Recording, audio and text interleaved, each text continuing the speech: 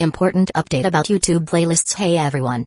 We've received many messages asking why our YouTube playlists aren't showing up. Do we create YouTube playlists? Yes, we absolutely do. So why can't you see them? Honestly, we're not sure. We've been in contact with YouTube support for several months now, but we still haven't received a clear answer or solution. After much discussion, our team has decided to take matters into our own hands. We believe the issue might be related to the number of playlists we've created on a single channel, possibly too many. Our solution? We're launching 2 additional YouTube channels, giving us a total of 3. This way, we can organize our audiobooks better and avoid the playlist visibility issue in the future. This change only affects our YouTube audience. If you're a patron supporter, you can still access all our audiobooks by visiting the collection menu on Patreon. Thanks so much for your time and continued support. Happy listening, which is now the second special zone serving as a world government branch. Because there is a small stargate connecting the Demon Slayer world and the Sea Star mainland there. Actually, Im should have waited until most of the matters in the Titan world had reached stability, so that his main troops and various personnel could return directly to the Sea Star mainland from the medium stargate on the Black Peninsula. Doing it this way will indeed increase transportation costs and time costs, causing considerable trouble. But Im felt that, firstly, he didn't need to wait for the convenience of his subordinates, since he had time now, he should do the matter directly. Secondly, it would also allow the world government to familiarize themselves sooner with the process of having to pass through stargates in several worlds to return to the Sea Star mainland. This kind of matter will definitely become more frequent in the future.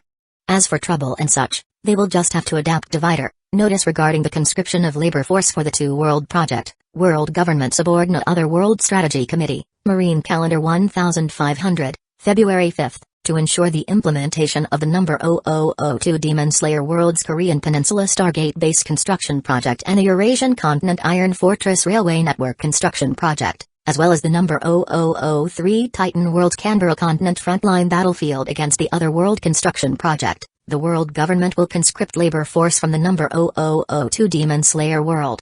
The first batch of conscripts will be 2 million healthy adult males, with priority given to those with experience, along with the required various construction vehicles, equipment, and tools. The assembly point is the Korean Peninsula. Deadline time, Marine Calendar 1500, May 30th. Governments of all countries must conscientiously implement this. Hereby notice, World Government Other World Strategy Committee, official seal. Just now, the major countries in the Demon Slayer world, such as the Hairy Bear, France, UK, Hans Tiger, and White-Headed Eagle, received this official notification from the World Government branch located in the 2nd Special Zone. This struck them like a bolt from the blue. 2 million people. And this is only the first batch. But this time, the higher-ups of all countries were very obedient, showing no attitude or behavior of resistance. Instead, they immediately contacted other large and strong countries to discuss the ratio of this labor force. They were simply terrified by the fate of the Titan world. The world government actually intends to elimination all national political powers in that world and punishment their entire world by entering a 20-year period of absolute freedom in its society form. What a terrifying judgment, it makes one's scalp tingle just to see it. However, the most despair-inducing situation, of course, belongs to the Korean nation, whose entire land has been directly requisitioned by the world government. Because they just received 2 notices. Namely, notice regarding the abolition of the national name and political power of the Great Han Korean nation. Yes, they have been declared a national destruction by the world government, and with just this light piece of thin paper, the fate of all Koreans has been decided. Not only that, all their healthy adults are immediately assigned to this conscripted labor force, awaiting the world government to assign each person their work content and position. Immediately, the entire Korean nation rioted. Chapter 480, Kyusen's Admiral Promotion Mission. The Koreans of Great Cold Korea were nearly driven mad. Because the notice from the Other World Strategy Committee was not only sent to the country's higher-ups in written form, it was also directly announced to the entire country via visual den-den-mushi set up in the central areas of various cities, in the form of a virtual video. This left the officials of Great Cold Korea with no room to suppress the news, and also caused the Koreans to suffer the most intense mental impact. Just like that, they suddenly became slaves of a destroyed nation? Why? A young student wearing a black school uniform, carrying a backpack, and standing in the capital's central plaza, roared furiously at the virtual large screen in midair. His name was Kim Sung-il, a second-year high school student. Originally, he held an attitude of worship and longing towards the appearance of the world government, single-mindedly thinking of studying hard, mastering enough knowledge, and then getting into the second special zone to become a researcher at the Academy of Science Demon Slayer World Branch. This way, he would have the chance to visit that world called World, or even immigrate there with his family. But he never expected that the world government would directly destroy his own country, and even turn everyone, including himself, into slave-like labor force. What else could this be but a slave of a destroyed nation? For him, this was no less than a nuclear bomb exploding in his mind. Exactly, why should our country be destroyed? What labor force conscription? I'm not going. Right, not going. Damn the world government, get out of our world. Kim Sung-il's single roar instantly ignited the tens of thousands of men and women in the plaza. They clenched their teeth and waved their fists, continuously cursing the national destruction notice on the virtual screen. And such a scene was playing out in various cities across Great Cold Korea. Not only that, countless people took to the streets, spontaneously surging towards the administration buildings in each city for so-called street protests and demonstrations, demanding that the country organize its army and prepare for full confrontation with the world government. Especially in the capital, the scale reached an unprecedented level, as if everyone in the entire city had left their homes. All the main roads and streets and alleys were filled with dense crowds. At this moment, extreme anger seemed to make them forget the terrifying strength of the world government. However, these citizens might have forgotten, but the higher-ups officials of Korea had vivid memories. After all, it had only been a year since the world government's conquest of the Demon Slayer world. Inside the Korea higher-ups meeting room, over a dozen military and political high command gathered. Mr. President, the Ministry of National Defense reports that the Mengma Empire and the Hairy Bear Nation have blockaded our border connecting to the continent, and furthermore, our coastline has been surrounded by the fleet of the world government's second special zone. After hearing the young official's words, the Korean president's already grim expression turned even paler, and the other high-ranking officials and officers were also furious.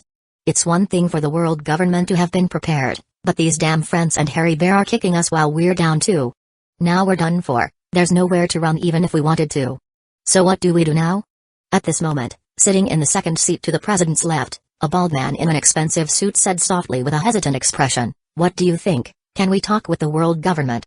He was the largest chaebol in Great Cold Korea, the family head of the Lee family, and the chairman of Sambong Group, Lee Woo-duk. Talk about what? The Korean president asked doubtfully, and the other military and political high command also turned their gaze towards him.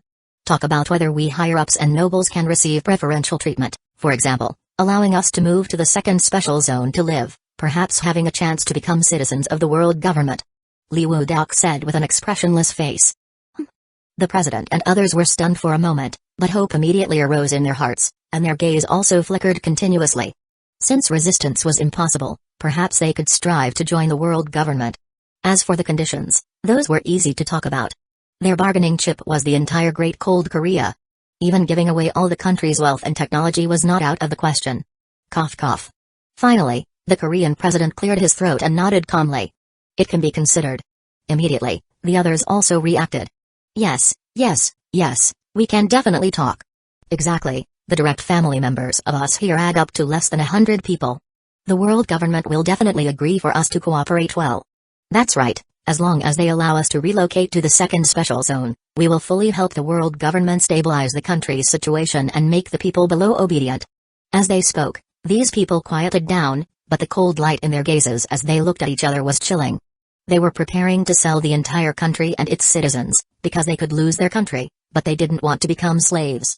Soon. These people's idea was quickly sent as a telegram to the world government branch in the second special zone in the name of national diplomacy. There was no other way, as they didn't have good things like transponder snails. Hey, they really think highly of themselves, these arrogant and foolish Koreans. Addison disdainfully crumpled the telegram in his hand, casually threw it into the trash can not far away, then turned the leather chair he was sitting on to face the wide floor-to-ceiling window, his deep gaze looking out towards the clear blue sky in the direction of the Korean peninsula. He understood very clearly that the big shots on the Sea Star mainland were planning to swallow the entire Great Cold Korea this time and turn it into much-needed labor force. This kind of matter was not the first or second time the world government had done it. Before long, all the Koreans would have to pass through the medium stargate to enter the Titan world, and then start a new life on the other side, the Canberra continent. That's over 10 million population. Even excluding the old, weak, sick, and disabled, it's enough to support the initial project construction. However, before the main troops arrive, we can have them help suppress the riots. Otherwise, if the chaos is too great, it will definitely give the higher-ups a not-so-good impression. Minister Addison thought of this, turned back again, and then took out a blank document to write on. He was preparing to use some ambiguous words to make the Korean presidents think he had agreed to their request, and then ask them to first complete their own mission.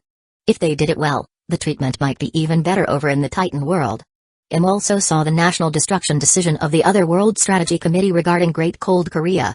To be honest, this had nothing to do with him, it was entirely decided by the people below. However, he also understood that this process would definitely trigger a large number of riots and bloodshed. After all, no matter the place, there would always be people willing to fight to the death. It was not at all strange for hundreds of thousands, or even millions, of resistors to emerge from a population of over 10 million. Oh? Are they going to have Aokiji suppression? Im immediately understood the Five Elders' idea. This was actively giving Kuzan one last wave of military merit, after which he could naturally be promoted to Marine Admiral.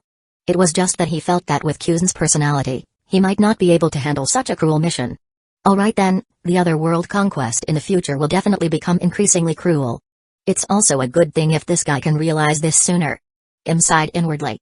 Besides, they weren't asking Kuzan to carry out some kind of massacre. Suddenly, Im inexplicably thought of something else. Speaking of which, it's already the year 1500. Isn't that archaeological expedition team from Ohara coming back soon? I wonder how many locations of Poneglyph they've found for me. Chapter 481, 8-year-old Nico Robin. Splash, golden sunlight shone on the azure sea surface, reflecting sparkling, faint ripples. A little girl with short black hair, wearing a brown-red jumpsuit dress, sat quietly on the edge of the island rock formation, tightly hugging her fair and smooth calves with both hands.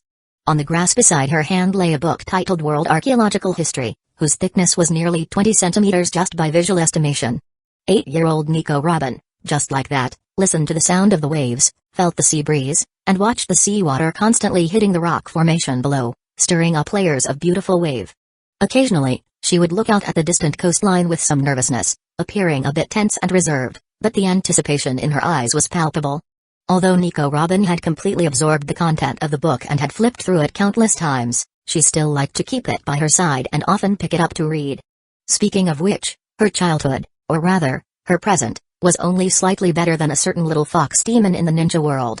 Because when she was 2 years old, her mother went to sea with the archaeological expedition team, leaving her alone here to be raised by her uncle's family. But this family didn't welcome her, and as time passed, their attitude towards her became increasingly dismissive. However, the most difficult thing to bear was that because of the strange ability she accidentally possessed, she was regarded as a terrifying monster by the children on the island, who ganged up to bully and insult her. Fortunately, the scholars led by Dr. Clover were very kind to her. Since then, the library inside the Tree of All Knowledge became Nico Robin's home, and with her extremely astonishing talent, she quickly mastered the knowledge related to archaeology. Just a week ago, she passed the doctor exam with a perfect score, officially becoming an archaeologist from Ohara Island, the holy land of archaeology. This was worth being excited about, at least proving that she was not a monster but a genius. She could feel the residents on the island looking at her with changed gaze. Because in Ohara, archaeologists were the most respected existence. However, for Nico Robin, the matter she cared about most and was most worth being excited about at this moment were the few words Dr. Clover said last night. The expedition team that went to sea is coming back. Of course, Olivia is also on the ship. Nico Olivia was her mother, an extremely outstanding archaeologist. Soon, she would be able to see her mama, if not today, then tomorrow. Therefore, she was looking forward to it so eagerly. About 30 to 40 minutes passed, and finally, the small Nico Robin suddenly stand up, looking with surprise at a medium-sized sea ship with a white sail that appeared ordinary, emerging at the other end of her line of sight. They're here. To distinguish the expedition team's ship, she had specifically found a group photo taken before the team departed that year. The background in the photo was that sea ship. The next moment, Nico Robin grabbed the book beside her, ran with her little legs, and ran towards the port on the island. The excitement made her expression flush with a hint of red. Mama is finally back. She shouldn't go to sea again from now on, right? Even if she still has to go to sea, I'm also an archaeologist now, and I'm qualified to go with her. Thinking and running at the same time, the little girl, only 8 years old, quickly ran back into the town, constantly passing by the men, women, old and young around her, her increasingly bright eyes fixed on the front. Not long after, breathless, she saw Dr. Clover, who was waiting at the dock with dozens of scholars. It was because the image of this world-famous archaeological authority was too conspicuous. His hair and beard happened to form a light green clover shape. So Dr. Clover was also called Dr. Clover. Nico Robin ran up to him, ignoring the hot sweat on her forehead, and said happily. Huff huff, Doctor, Mama and the others are back. Yes, I just contacted them. Dr. Clover looked at the little girl gently, and the scholars around also looked at Nico Robin with mostly appreciation and affection. 10 minutes later, a sea ship whose hull surface was covered with various marks and looked quite old, like a traveler dragging a tired body, slowly sailed to the side of the dock and moored. As a 1-meter-wide wooden board was pushed down from the deck, scholars who had endured wind and frost walked down from the ship one after another. There were about 30 people, both men and women. When a slender, full-figured, slightly dark-skinned woman with long white hair walked down with a calm expression, carrying a rifle on her back, a little girl's excited shout suddenly rang out. Mama! Mama! The next second, a small brown-red figure rushed over at an extremely fast speed, and then threw herself into the white-haired woman's embrace with all her might. Mama, Mama, Mama, you're finally back, I missed you so much. Tears immediately flowed uncontrollably from little Robin's eyes. Her large, watery eyes looked at Alvia's face, pouring out the longing she had suppressed for 6 years. Yes, I'm back. It's great that you're safe and sound. Alvia also tightly hugged Nico Robin in her arms, greedily sniffing the scent of her daughter. She, who usually remained calm, couldn't help but have red eyes. At the same time, the other members of the expedition team were also hugging, crying, and comforting their family and relatives who had came to greet them. The atmosphere of the entire dock was very warm. Because all 34 members of the expedition team returned safely, there were no sad scenes. After a long while, the Nico mother and daughter gradually calmed down. Seeing this, Dr. Clover leaned over, looked at Alvia, and smiled. Little Robin is amazing. A week ago, she passed our doctor exam. Now she is also an archaeologist, just like you. Oh?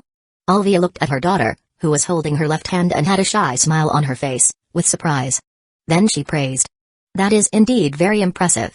There shouldn't be a second scholar in the whole world who is only 8 years old. Little Robin felt as if her entire being had fallen into an ocean of happiness upon hearing her mother's praise. How was it? Was this expedition smooth? At this moment, Dr. Clover asked softly. Alvia, as the captain of this expedition team, nodded and replied. Yes, we found 16 locations.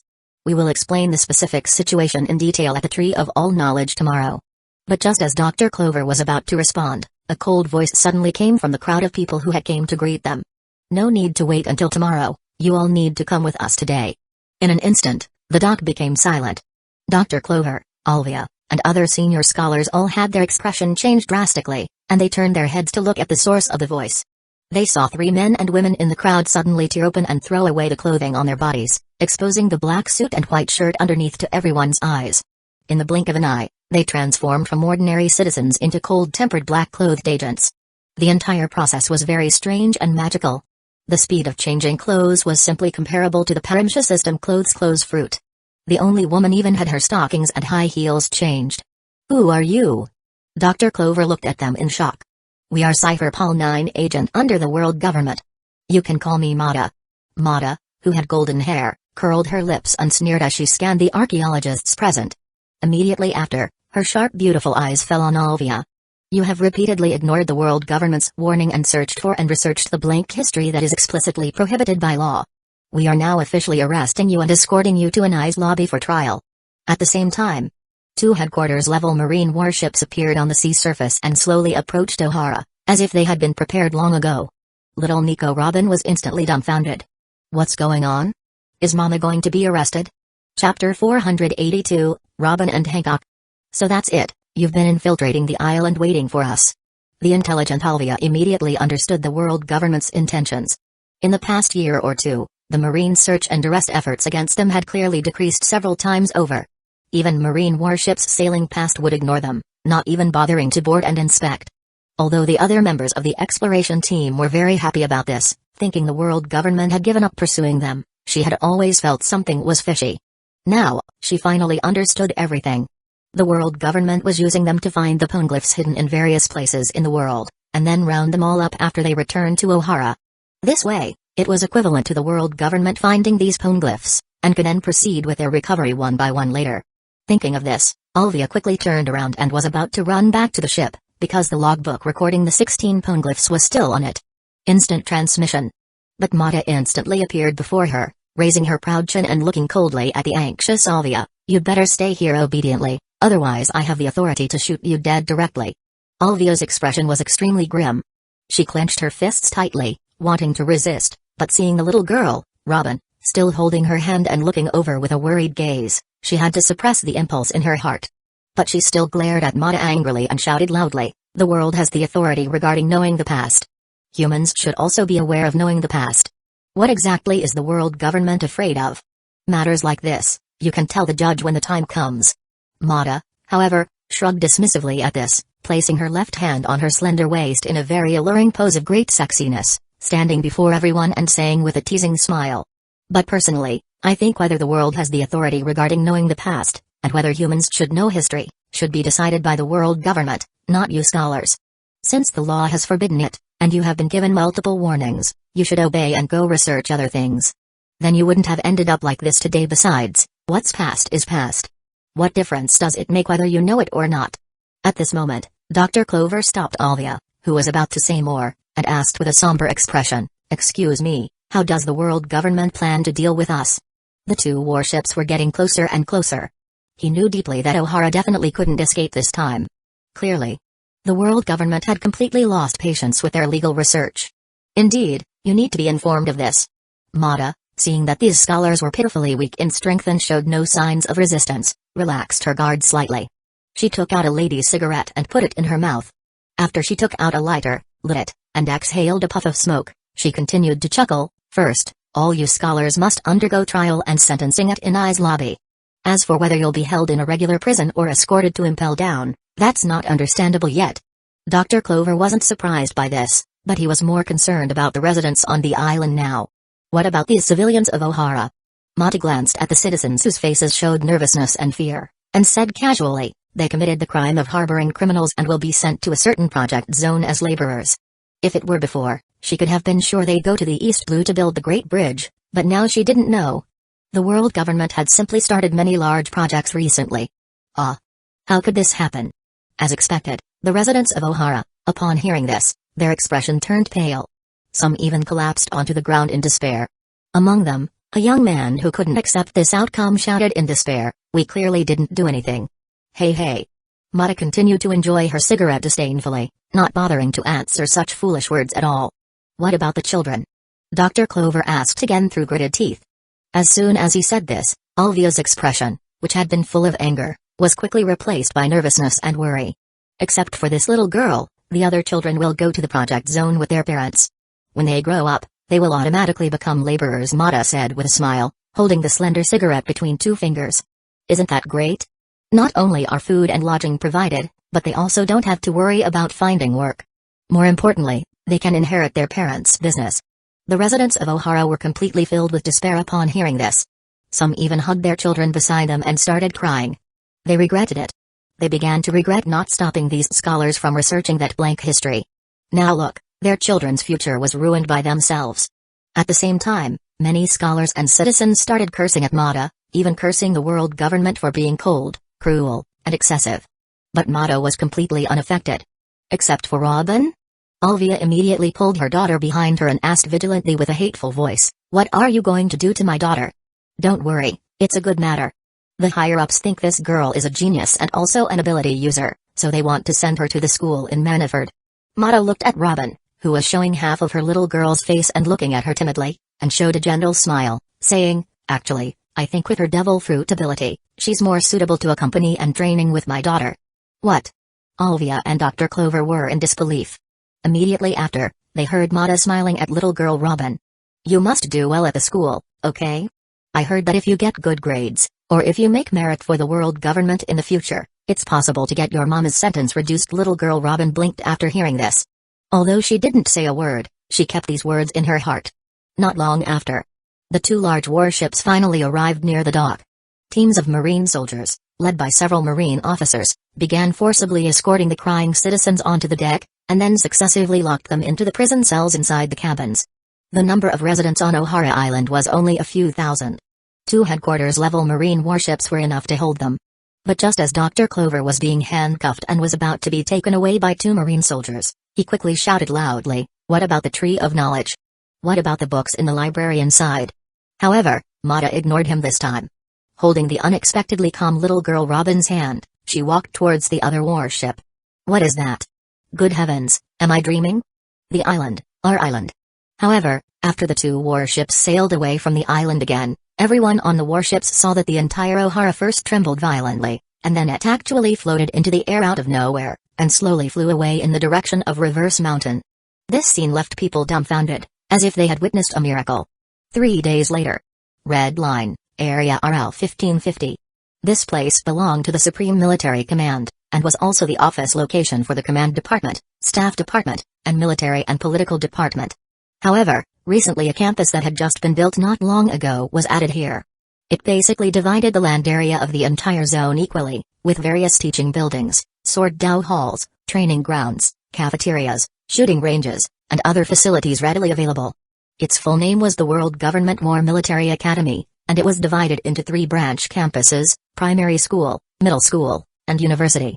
Nico Robin, who had changed into a light blue school uniform skirt, walked along the corridors of a building within one of the primary school campuses, led by a female lieutenant colonel wearing a coat of justice. Robin's expression was very calm, and she obediently followed behind. She didn't seem at all like the little girl who had experienced the plight of her mother being sentenced to 30 years in Anai's lobby prison just a few days ago. Go in. Class 3 rank Hathis will be your class from now on.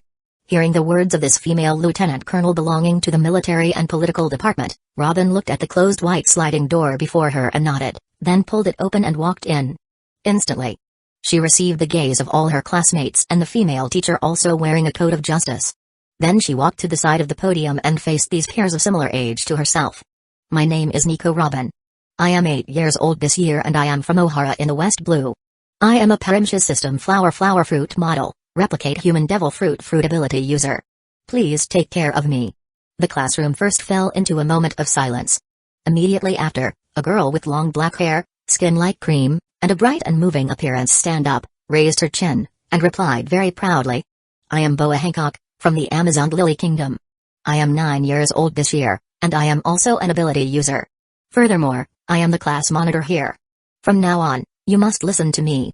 Chapter 483, War Military Academy. Above Mitra's royal capital on Paradis Island in the Titan world. Lord Imu was strolling casually with Historia through the gardens on the 4th level of the Arkansas, following behind were Stussy and the Yubu Yashiki sisters, while the Kuja guards, holding their silver bows, were dispersed nearby, responsible for security. As mentioned before, this area had been designated by him as the Magical Plants and Insects Zone. Under the careful cultivation of Heracles and a few Tontata tribe members, large patches of lawn, forests, and somewhat bare flower beds had appeared. Occasionally, some carnivorous plants and giant insects could be seen moving in the distance. Some of the trees were javelin bamboo, pointed leaf paulownia, and pine trees that would grow exploding pine cones, directly transplanted from the Boyne archipelago. Naturally, there were also wisteria tree from the Demon Slayer world. As for the somewhat bare flower beds, the soil from Demon Slayer Sun Mountain was transported over, and blue spider lily seeds were buried within. After some time, he planned to summon Armaki and use his forest fruit ability to force ripen these blue spider lily. He was even considering whether to transfer him over to serve as a forest ranger or something similar.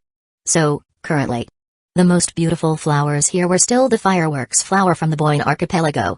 These were peculiar flowers whose petals emitted a faint aura during normal times, but would instantly explode upon being touched, producing scorching flame. They were very dangerous, but indeed beautiful, especially at night. To prevent them from being accidentally touched by people or things, Heracles had built a fence around them using hardwood boards, marking it with the word danger and a simple explanation. Besides that, he also had 20 giant ants guarding the vicinity of these fireworks flower at all times. Even his own wooden house was built nearby. Historia was currently full of curiosity about this place, her beautiful green gaze scanning back and forth. She felt as though there was simply too much to take in along the way. Not to mention this incredible Noah's Ark that felt like land, the radiant and extremely brilliant golden belfry, the giant feathered serpent named Guakulkn, and the golden giant god soldiers guarding the main gate of each level, all were enough to make one doubt if they were truly in the legendary divine court. Ah, right, her current identity seemed to be Empress. Perhaps, this Lord Imu is truly the main god of some divine realm. Historia stared blankly at Im's profile, thinking to herself again. What should I do to make him forgive the Eldian? In truth, it was hard to say that the Eldian had committed a great crime. They were merely implicated because Ran Yeager was an Eldian. After all, Ren was dead. If the world government wanted to demonstrate the seriousness of an admiral dying in battle to several worlds, they could only make an issue out of the Eldian. Honestly, if Ren truly wanted the Eldian to live more comfortably, he shouldn't have chosen suicide. Instead, he should have insisted on living and borne the world government's wrath and punishment. Lord Amu, the O'Hara matter has been handled. The Tree of Knowledge has also been successfully transplanted to Zone RL0005, which is planned to be the spring campus of the Academy City. Stussy took 2 steps forward, closing the distance between herself and him, calmly reporting the news she had just received from Cypher Paul headquarters. She completely ignored the Historia beside her. The Academy City project was also an engineering project currently underway by the world government. Its scale covered 4 connected zones on the Red Line, namely RL0005 to RL0008, which experienced different climate seasons in order: spring, summer, autumn, and winter. Considering that the Tree of Knowledge was known as the world's largest library, containing many books and files that even the world government didn't have, Im ordered the 5 elders to dispatch Golden Lion Shiki to bring it back to the Red Line to serve as the Academy City's library. Note: he only wanted the Tree of Knowledge and the books inside. The other parts of O'Hara Island were not needed, so Shiki needed to cut away the useless towns and mountains midway.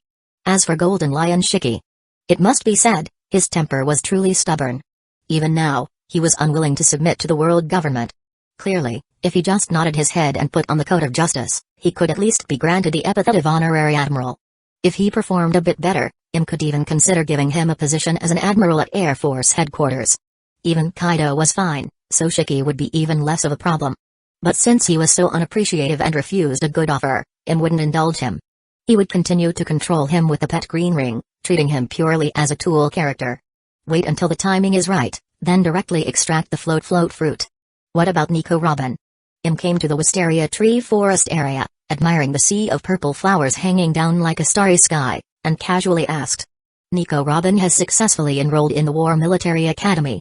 Her class is 3rd grade class A in the elementary school campus. Stussy's gaze clearly fluctuated when she mentioned this. Because Lord Amu had told her before that after this Nico Robin finished elementary school, she would not continue to middle school campus, but would transfer to Kona Island, Cypher Paul's secret training base. When she graduated from Kona Island, she would become his disciple. Naturally, she became full of interest in her. Stussy was very curious why this Nico Robin received Lord Amu's attention. Also, since Lord Amu wanted Nico Robin to become a CP, then why not send her directly to Kona Island? The age of 8, although a bit old, was actually still within the scope of training. However, M did not answer her. After all, only he himself knew the reasons within. To be honest, it still came from the transmigrator's good feelings towards Robin. The current Nico Robin, although much more mature compared to many peers, was still too young. If sent to Kona Island at this time, she could easily go to extremes in thought. If possible, M still hopes Robin can retain some gentleness.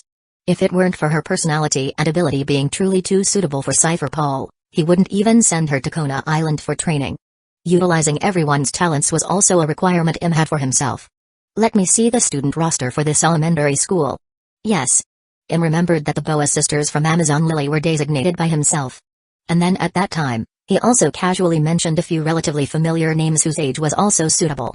Besides that, the first batch of elementary students at this War Military Academy were basically all children of the 3 forces officers, their ages all between 6 and 12 years old.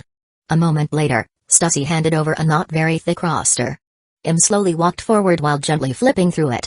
As expected, he saw a few very familiar names. Chapter 484, The Consciousness of Conquest Gradually Awakens. Smoker, 14 years old, son of a civilian from Logetown, Logia System Smoke Fruit Ability User, currently in elementary school grade 6 Class A, serving as class monitor. Note: Cultural Foundation is too weak to accept middle school teaching content, needs to make up basic education in elementary school. Hina, 12 years old, daughter of Vice Admiral Yasin of Marine Headquarters, Paramsha System Cage Fruit Ability User, currently in elementary school grade 6 Class A. Sentomaru, 12 years old, adopted son of Admiral Kizaru Borslino of Air Force Headquarters, non-ability user, currently in elementary school grade 6 Class B, serving as class monitor. X Drake, 11 years old, son of Headquarters Colonel X Beryl of Marine Headquarters, non-ability user, currently in elementary school grade 5 Class C, serving as class monitor. Yamato, 6 years old, daughter of Admiral Green Dragon Kaido of Air Force Headquarters, Animal System Wolf Fruit Model, Akachi no Makami 4 mobility user, currently in elementary school grade 2 class A, serving as class monitor. Sai, 6 years old, eldest grandson of Hasoken instructor Chinjal from the Army Military Academy under the Military and Political Department, non-ability user, currently in elementary school grade 2 class B, serving as class monitor. Bu, 5 years old, second grandson of Hasoken instructor Chinjal from the Army Military Academy under the Military and Political Department, non-ability user, currently in elementary school grade 1 class A, serving as class monitor. Among these, the first one to catch M's attention was naturally Smoker, who had an extra line of commentary compared to the others. He wasn't surprised that Smoker would appear on this roster, as he was the one who had sent people to find this kid in the first place. He just didn't expect him to have obtained a smoke fruit so early. This point likely differs from the situation in the canon timeline, although the canon didn't state when Smoker became an ability user. But who cares? Having it is better than not. As for this line of commentary, it's because, according to M's plan for the War Military Academy, abbreviated, middle school will be divided into 3 subjects: Army, Marines, and Air Force. After completing their elementary school studies, students will choose one subject themselves. In university, they will go directly to the 3 forces headquarters for internships. After graduation, based on their assessment results, they will be directly granted the military rank of officer. Therefore, middle school courses will involve a lot of professional military knowledge. For a child like Smoker, who comes from a civilian background, even though he is 14 years old, his cultural level is only comparable to that of an elementary school student.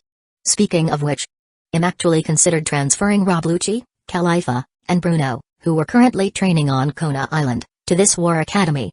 But after thinking about it, he decided against it. After all, military officers and agents are completely different professional systems. Moreover, the military already has enough talent now, so there's no need to continue weakening Cypher Paul's reserve potential. On the contrary, he should increase support for them. This is also one of the reasons why Nico Robin absolutely had to be assigned to Cypher Paul. Just as Im was thinking about who else was suitable to be an agent, Stussy seemed to have received some news again. She walked over, swaying her sexiness hips and waist. Lord Imu, Saint Shepherd Jupiter has reported that Cypher Paul headquarters has just received a transfer application from Mima Amatori. Mima Amatori was the first otherworlder to arrive at the Sea Star world through a Stargate and officially join the world government. With the significance of this, his every move would indeed receive more attention. Im turned his head in surprise. He wants to transfer from the staff department to Cypher Paul? Mima Amatori is currently a regular staff officer in the staff department's Army Staff Department. He only needs to follow the military commander, offer schemes, and handle documents. So, it can be said to be a safe and comfortable position. In comparison, Cypher Paul's work is very dangerous, even brutal. Yes, Mima Amatori explained in his application that he feels his current life is too easy. After understanding the nature of Cypher Paul 9 agent, he wants to join Cypher Paul 9 agent to execute the most darkness missions. After speaking, Stussy hesitated for a moment before adding. He said he wants to re-experience the days when he could feel fear himself and also bring fear to others. Im was immediately speechless. As the big villain of the Kabanrai world, this guy really lives up to his name. He doesn't want to live a good life and just likes to cause trouble, does he? So what to do? Of course, he agreed. Cypher Paul 9 agent gaining a new can be considered a multifaceted strengthening, especially in terms of attack and destruction. The power of that fear energy bullet is enough to blast through an entire street. Separation line time passed, and the world government's actions proceeded in an orderly manner. In the Demon Slayer world, Fusen has arrived at the Stick Peninsula with 200,000 Marines from headquarters. Don't think this military strength is too small. After all, the Marines also need to maintain maritime order on the Sea Star mainland. Moreover, with the fleet sent by the Mangma Empire, Hairy Bear Empire, and the Second Special Zone helping to blockade the peninsula's border, they only need to suppress the so-called Stick Resistance Army that has gathered and rioted. They also need to supervise the majority of the Stick citizens gathering together and then pouring into the huge medium Stargate like a black tide. Next, most of them will remain on the Canberra continent, Australia, in the Titan world, while a portion will be sent in batches to the Kabanrai world for farming or breeding. At the same time, other countries are also working hard to prepare the 2 million labor force needed by the world government. A portion of them will also be sent to the Canberra continent in the Titan world, but the majority will stay behind to build the Iron Fortress railway network spread across the Eurasian continent. This network will lead directly to the medium Stargate, preparing for the high-efficiency transportation of various places' resources in the future. In addition, The world government branch located in the second special zone, formerly the Footbase and Rooster Island country, is also continuously dispatching officials to the capitals of various countries. Their mission is to urge these countries to open more factories as soon as possible. In the future, this Demon Slayer world will serve as the frontline headquarters in the world government's other world conquest. Therefore, it must have sufficient heavy industry capabilities to manufacture tanks, cannon, firearms, airplanes, and even warships. Although these things will inevitably cause serious pollution problems. In the Titan world, under the frontline command of Army General Akainu, the 9 heavy armored groups have already destroyed most of the military bases of Marley, this so-called superpower. They are now advancing towards the Middle East Alliance on the other side of the continent. And the Cypherpol in various places have also cleaned up the administrative departments, association organizations, police stations, banks, etc., in the major cities of Marley. The entire Marley is rapidly losing order.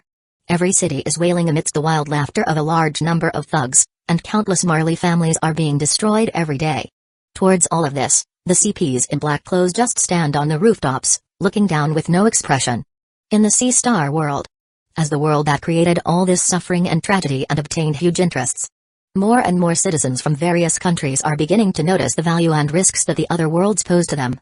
The screen feed of the rumbling pouring into the red line before had scared quite a few people. And the current situation in the Titan world and the Demon Slayer world also makes the Sea Star people think of the terrible consequences of their own defeat. This has led some people to feel that the world government should stop opening stargates, believing that the resources from the current 3 other worlds are enough for them to enjoy for countless years. But there are also some people who believe that the world government cannot stop, so they should strengthen the world government's strength as much as possible. As long as they keep winning, the Sea Star world will not be subjected to slavery, and their family will not suffer misfortune. Therefore, these people, who feel they have a certain skill, directly packed their bags and left their homes, heading to the nearby marine branch or police station, starting to look for ways to join the world government. Lord Imu, Redfield, who went to Impel Down, has successfully obtained the mythical zone Yamata no Orochi fruit from Kurizumi Orochi. Captain Rasky of Cypherpol 9 agent is responsible for escorting him here. On Noah's Ark, Stussy reported to him, who was sitting on the empty throne reviewing various file reports. Oh? Im's mouth curved up, and a hint of delight appeared in his eyes. He didn't expect that the order he had given with a testing mindset had actually succeeded. I just don't know what the success rate is. Chapter 485, The Use of the Lucky Fruit.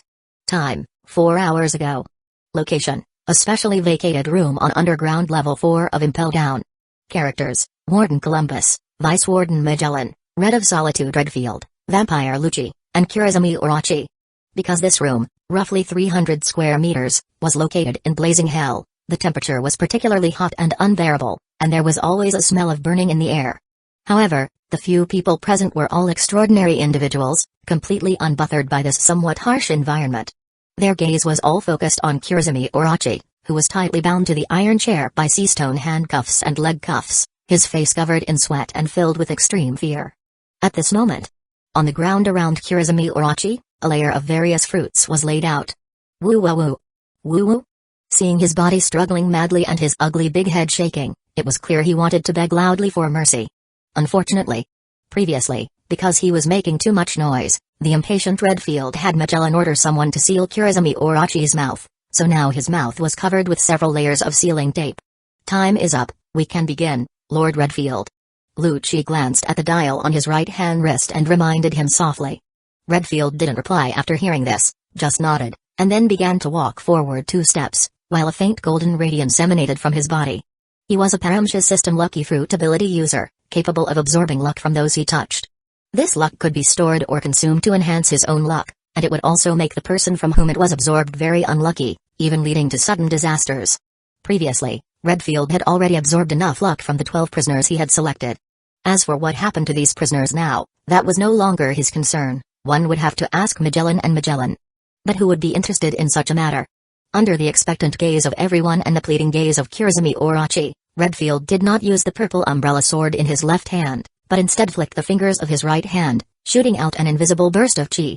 As the sharp whistling sound flashed and disappeared, a terrifying blood hole had appeared on Kurizumi Orochi's brow. The gaze of this former Wano country daimyo began to scatter, his vitality gradually disappeared, and the muscle in his entire body, originally tensed from fear and struggle, quickly softened. However, the focus of Redfield and the others was not on him. Pairs of sharp gaze, like searchlights, swept back and forth across the fruits. Look! Suddenly, Lucci's gaze fixed. The next second, everyone's line of sight collectively gathered on a red apple that was undergoing a transformation. Before long, among a pile of ordinary fruits, such a peculiar fruit appeared, resembling a fire dragon fruit, its surface covered with spiral patterns, and 8 green leaves hanging down from the top. Animal system, snake fruit, mythical zone, Yamata no Orochi form. It actually worked. Magellan watched this scene in shock. When Redfield and Lucci had told them earlier that they were ordered to take Kurizumi Orochi's devil fruit, they had thought it was impossible. Actually, Redfield himself also had some doubts about the content of this mission. According to the mission requirements, he needed to fully activate his lucky fruit ability while simultaneously imagining the Yamata no Orochi appearing among those fruits with a strong will. At the same time, by killing Kurizumi Orochi, there would be a certain probability of leaving behind the demon that was about to fly away. Unexpectedly, it succeeded. Wouldn't he be able to become a devil fruit hunter from now on? This made Redfield fall into deep thought. The reason he had agreed to eat the lucky fruit before was actually because he valued its rule-level ability, but he hadn't expected it to have this kind of use. Clearly, the world government's understanding of the lucky fruit was deeper and greater than his own. Then, I will be responsible for escorting this devil fruit next. At this moment, Lucci brought a delicate wooden box, walked up to the Yamata no Orochi fruit, placed it in the box, and then turned around and walked out of the room without another word. Redfield turned his head and smiled at Warden Columbus, saying, "This old man would like to try again. Can you bring that Kurizumi Kanjuro here?" He wanted to know if this kind of ability of his was a coincidence or some kind of inevitability. One result is hard to say anything about, but if the second time also goes smoothly, it can basically be considered a lucky inevitability. Warden Columbus thought for a moment. There were no instructions regarding this before, so I need to ask the 5 elders for instructions. If you don't mind waiting, this old man will contact them now. Please. Redfield didn't mind. He turned his head and watched as 2 prison guards walked in and dragged away Kurizumi Orochi's corpse, his thoughts drifting. He was contemplating his subsequent mission. The mission requirements stated that as long as it was confirmed that his ability had an influence on devil fruits, he would proceed to the second phase, a long-term mission. Namely, travel to the North Blue to search for the Parimsha system Apop fruit, which was once given a bounty of 5 billion Bailey by the world government. Regarding the reward, as long as he could successfully find it and hand it over, he would not only be granted the identity of Cypher Pulse Zero agent but also gain the authority to freely pass through all stargates. From then on, as long as there were no major missions, he could go wherever he wanted. For Redfield, who preferred to be alone and travel to various places, this was simply the best possible reward, and it indeed made him very satisfied. Soon, Kurizumi Kanjuro was escorted in by 2 prison guards. Just like Kurizumi Orochi before him, his hands and feet were cuffed with sea stone, and he was confined to the iron chair that still had some bloodstains remaining. Furthermore, even his mouth had been sealed beforehand. Just as Redfield was about to activate his ability, he was surprised to find that the luck within his body was insufficient. He speculated in his heart, could it be that the luck of 12 people is only enough to influence one devil fruit? Immediately, he asked Warden Columbus to call for 12 more prisoners. After he absorbed their luck, he saw the former directly take action and kill them on the spot, then had the prison guards come in and clean up. Because these prisoners whose luck had been drained weren't just unlucky themselves when misfortune struck. Sometimes it would also cause damage to the surrounding environment, such as the floor above breaking and falling down. Rather than that, it was simpler to just kill them directly. Then let's begin the second experiment, Mr. Kurizumi Kanjuro, Redfield said with a smile, a faint golden radiance emanating from his body once again. Woo-wah-woo. Woo-wah-woo. Kurizumi Kanjuro widened his eyes in despair, twisting his body frantically. He didn't want to die yet. In the Titan world, on Noah's Ark above Paradise Island, Im was examining the Yamata no Orochi fruit floating before their eyes. This was a good item. Or rather, all mythical zones were the most valuable devil fruits. Don't look at how terrible Kurizumi Orochi's development of it was, only relying on its most basic 8 lives ability. But if you look at the results of Teacher Kaido's development of the Azure Dragon fruit, you'll know that this Yamata no Orochi fruit definitely still has potential to be unearthed. Yamata no Orochi. According to the devil fruit's typical style of heavily relying on imagination, this thing could very likely develop the mythical phenomena of the legendary Yamata no Orochi. But now there was a very important problem. Who should it be given to? After thinking about it, it should indeed be given to a giant god soldier. Im had long ago decided to give each of their giant god soldiers a suitable devil fruit ability.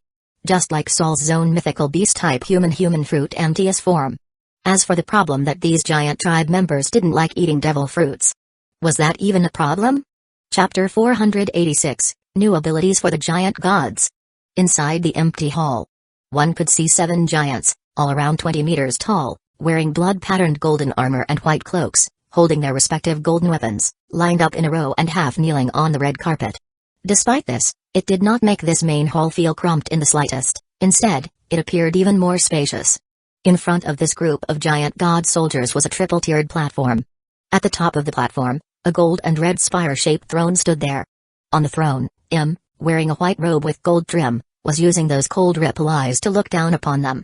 One could see 4 strangely shaped devil fruits slowly rotating in the air around him, just like the relationship between satellites and planets. "Greetings, Lord Amu." All the giant god soldiers shouted in unison while lowering their massive heads. "I am prepared to bestow these 4 devil fruits upon 4 of you, and at the same time, I must tell you that from now on, all giant god soldiers must possess devil fruit abilities, because the strength of the giant tribe alone is still far too weak." Spoke cold, ruthless words, without the slightest regard for the giant's feelings of unwillingness, even emphasizing the words "too weak" twice. Inside the main hall, the Kuja guards standing on both sides looked at the giant god soldiers with some envy. For these female warriors from Amazon Lily, devil fruits were good things. Or rather, in their eyes, anything that could make them strong was good. And the 4 Yubuyashiki sisters standing on either side of the steps had curious looks in their eyes. They had naturally already heard of this magical thing called devil fruit. However, they also heard that ordinary otherworlders shouldn't eat this thing carelessly, otherwise the consequences would be quite severe, comparable to how Father was when he was cursed before. First is Searcher. Hearing Lord Amu call his name, Searcher, who was originally an elder of the Elbaf kingdom and had the epithet Fire Giant, quickly lifted the golden giant sword in his hand, stood up, and responded. Immediately after, one saw a devil fruit that was entirely fiery red, with spark-like spiral patterns on its surface, fly down from the platform to in front of him, slowly rotating on its own axis. Searcher, Giant God, this is the Logia system Flame Fruit. It allows the ability user's body to turn into flame or create flame, but be aware, it is a lower-tier fruit compared to the Logia system Mag Fruit. Stussy on the side narrated the files she had already memorized, then said. In a moment, someone will deliver the development files of past Flame Fruit ability users to your residence. Everyone was greatly shocked upon hearing this. Even Saul, who was the commander of the giant god soldiers and had already eaten a mythical zone, was moved. They didn't expect that Lord Amu would actually take out a Logia system devil fruit. Although zone mythical beast types are rarer than Logia system, anyone who knows a little about devil fruits knows that the Logia system is publicly recognized as the strongest of the 3 systems. Eat it. High above, calmly looked down at Searcher and issued the order. The Flame Fruit. This devil fruit was too famous in his previous life. In terms of popularity, perhaps even the Rumble fruit, jokingly called the strongest Logia system, was slightly inferior. However, this devil fruit at the current time was actually not difficult to find. Because it had a very clear location in Ace's official novel. That is, in the East Blue, near the Goa Kingdom, an uninhabited island named Sixes, and it had 2 extremely obvious characteristics. 1. Emerald green shallow sea. 2. A strange sea current that could drag surrounding objects towards the island's direction. Most importantly, it was very famous in the East Blue and was called the excessively beautiful sea prison. If the people from Cypher Paul, under these circumstances, still couldn't find the place, then M might have to consider clearing out a batch of people. Fortunately, everything went smoothly. As for the question of whether to leave it for Ace, he didn't consider it at all. Are you kidding me? Ace is only 1 year old now. Currently, the world government opens 1 stargate per year and enters 1 other world per year. How could they leave behind a special resource with such high value as the Flame Fruit? Besides, when Ace grows up and becomes an adult, he will definitely have many new choices. He might not even care for devil fruits. Yes. Searcher sighed in his heart, resignedly extended his left hand and grasped the Flame Fruit, then directly threw it into his mouth like a red grape, bit it, and swallowed it. Indeed, this devil fruit was truly too small in front of the giant tribe. Perhaps this was one of the reasons they didn't like eating devil fruits. Psychologically, they felt that such small things weren't very reliable. After about 4 or 5 seconds, one saw flame begin to emerge from Searcher's body. Even that set of golden armor attached with a layer of Kabinari heart membrane also turned into a plasma state, and his entire body visibly burst into fierce flames. Thus, His epithet Fire Giant also truly lived up to its name. Withdraw your ability and step back. Im's voice came again. After Searcher heard it, he didn't dare to continue experiencing the feeling of element transformation. After retracting all the flame, he half knelt down again. Utgard. Here. Utgard, like Searcher, was also previously an elder of the Elbaf kingdom and also had the epithet Ice Giant. The weapon in his hand was a golden giant axe. Soon, a devil fruit that was entirely white, with symmetrical spirals covering its surface, flew down. Utgard, giant god, this is the Logia system snow fruit. It allows the ability user's body to turn into snowflakes or create wind and snow, and is also a lower tier fruit compared to the Logia system ice fruit. The specific files of past ability users will be sent to your residence later. Stussy introduced it again. This snow fruit was found by Doflamingo for M. Im's idea was very simple. He just thought that having people who had some connection to the corresponding devil fruit in the canon search for it might have some wonderful effect. Soon, as Utgard swallowed the snow fruit, his body quickly turned into white snow, and gusts of cold wind blew away the heat that Searcher had previously created. However, he was very perceptive. This time, without waiting for M's instructions, he stopped his ability on his own and then knelt back down. Broji. When M called out a name again, the person involved immediately showed a troubled expression. Broji, the Red Ogre, didn't expect that he would also get one, but could only stand up and accept reality. Here. The next moment, Broji clearly saw the deep red devil fruit that flew in front of him, then looked at Stussy, signaling her to quickly explain. His personality had always been optimistic and honest, so he quickly accepted the fact that he was about to become an ability user, and even felt a little bit of anticipation. Broji, giant god, this is the zone mythical beast type snake fruit, Yamata no Orochi form. Its basic abilities are that after transforming, it will have 7 dragon-like snake heads. Each snake head possesses the ability to revive the ability user once. As for other abilities, there have only been 2 recorded ability users so far, so I can briefly explain. Stussy's voice was very pleasant, but everyone present only cared about the content she was speaking. The previous Kurizumi Orochi did not perform any valuable development on it, while the ability user before the previous one only developed the ability to spray water streams based on the basic abilities, so you still need to train and research a lot yourself. After Broji heard this, he was both satisfied with having 7 extra lives and a little melancholic about having 7 extra snake heads. As for other abilities, he wasn't too concerned about them for now. After he knelt back down, Im finally spoke the last name. Oimo. It's actually me. Here. Oimo and Casey next to him exchanged a glance and happily stood up. He was probably the only giant who wanted a devil fruit ability. Because among the current giant god soldiers, he and Casey were the weakest, and furthermore, limited by the upper limit of their talent. No matter how much they trained, they couldn't catch up to those older brothers.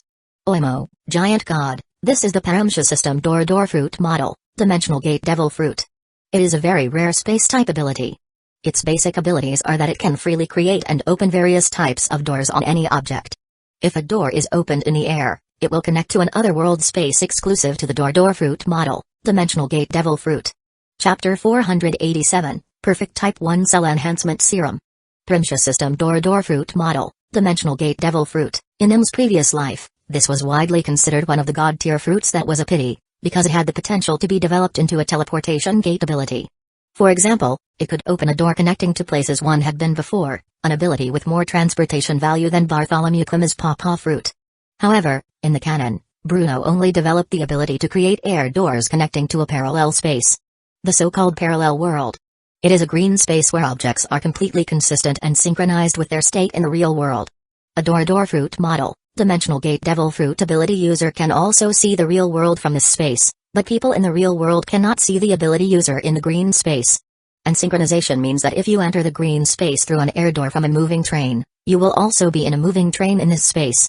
Only the ability user themselves and the people they brought in will be present. The value of this effect is that a door fruit model, dimensional gate devil fruit ability user can double the maximum passenger capacity of a vehicle, and do so without the other party even knowing. Moreover, this devil fruit was originally given to Bruno by the world government and had been stored in the Holy Land treasury. Im only needed to have someone retrieve it. Because it doesn't possess very strong combat ability, after careful consideration, he decided to give it to Oimo. Since he isn't particularly outstanding in combat talent, his role as a tool character should be maximized. Furthermore, he was originally a giant tribe member guarding the main gate at Inai's lobby. Continuing to be a gate god now is quite suitable. As for Oimo's partner, the other gate-guarding giant, Cass, Im wants to give him the Parimshas system barrier fruit.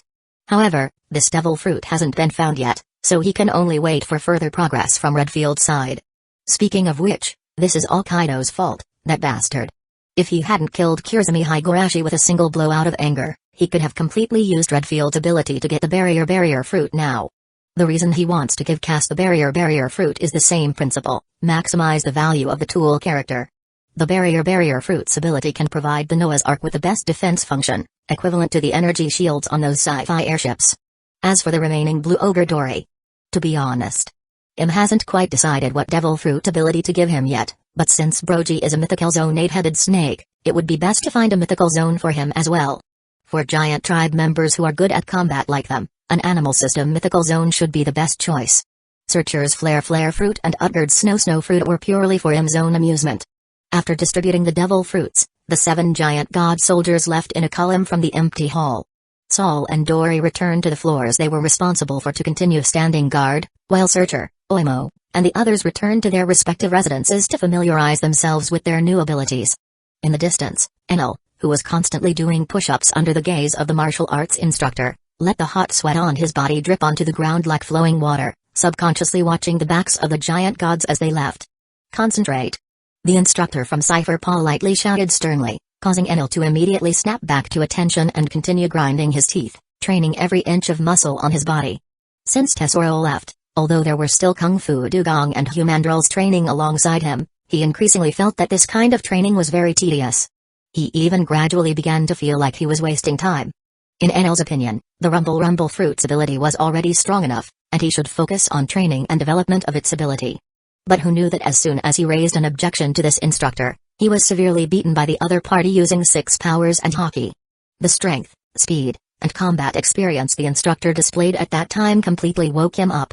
Later, Lord Amu also told him that only strength without blind spots was worthy of the 7 warlords of the sea, this glorious epithet that could be called a god's envoy. This finally calmed Enel's restless heart. However, a few days ago, when he saw the live broadcast screen feed of the rumbling pouring into the medium Stargate and then being pushed back by Garp, Newgate, Sakazuki, and others, a strong motivation immediately surged in his heart. He also hoped to participate in such a magnificent civilization war as soon as possible, so Enel has been training extremely hard these past few days. His originally somewhat slender body has already shown the outline of strong muscles. Most importantly, perhaps due to his exceptional talent, he has already awakened observation hockey, and also possesses the special ability to hear sounds within a certain range. The key is that under the amplification of the Rumble fruit's ability, Enel's observation hockey range is much larger than that of the martial arts instructor's observation hockey. Now, most of this 5th floor zone can be covered by it, but under Stussy's warning, he doesn't dare to casually sweep his observation hockey towards areas where people reside. Perhaps it was because the first impression was deep enough, or due to her identity, Enel felt a bit intimidated by Stussy. In terms of martial arts, Enel has initially mastered instant transmission, iron body, and paper arts. His progress is actually quite fast. Regardless, he is now 17 years old, and his body has basically fully matured. Of course, there's also the reason he gave himself a cheat. That is, stimulating his entire body with electro every day, which produced the basic thunder-forging body effect. However, this method wasn't something Enel came up with himself. Just like Searcher and the others received files about devil fruit abilities, Enel naturally also received various files and development suggestions regarding the Rumble fruit.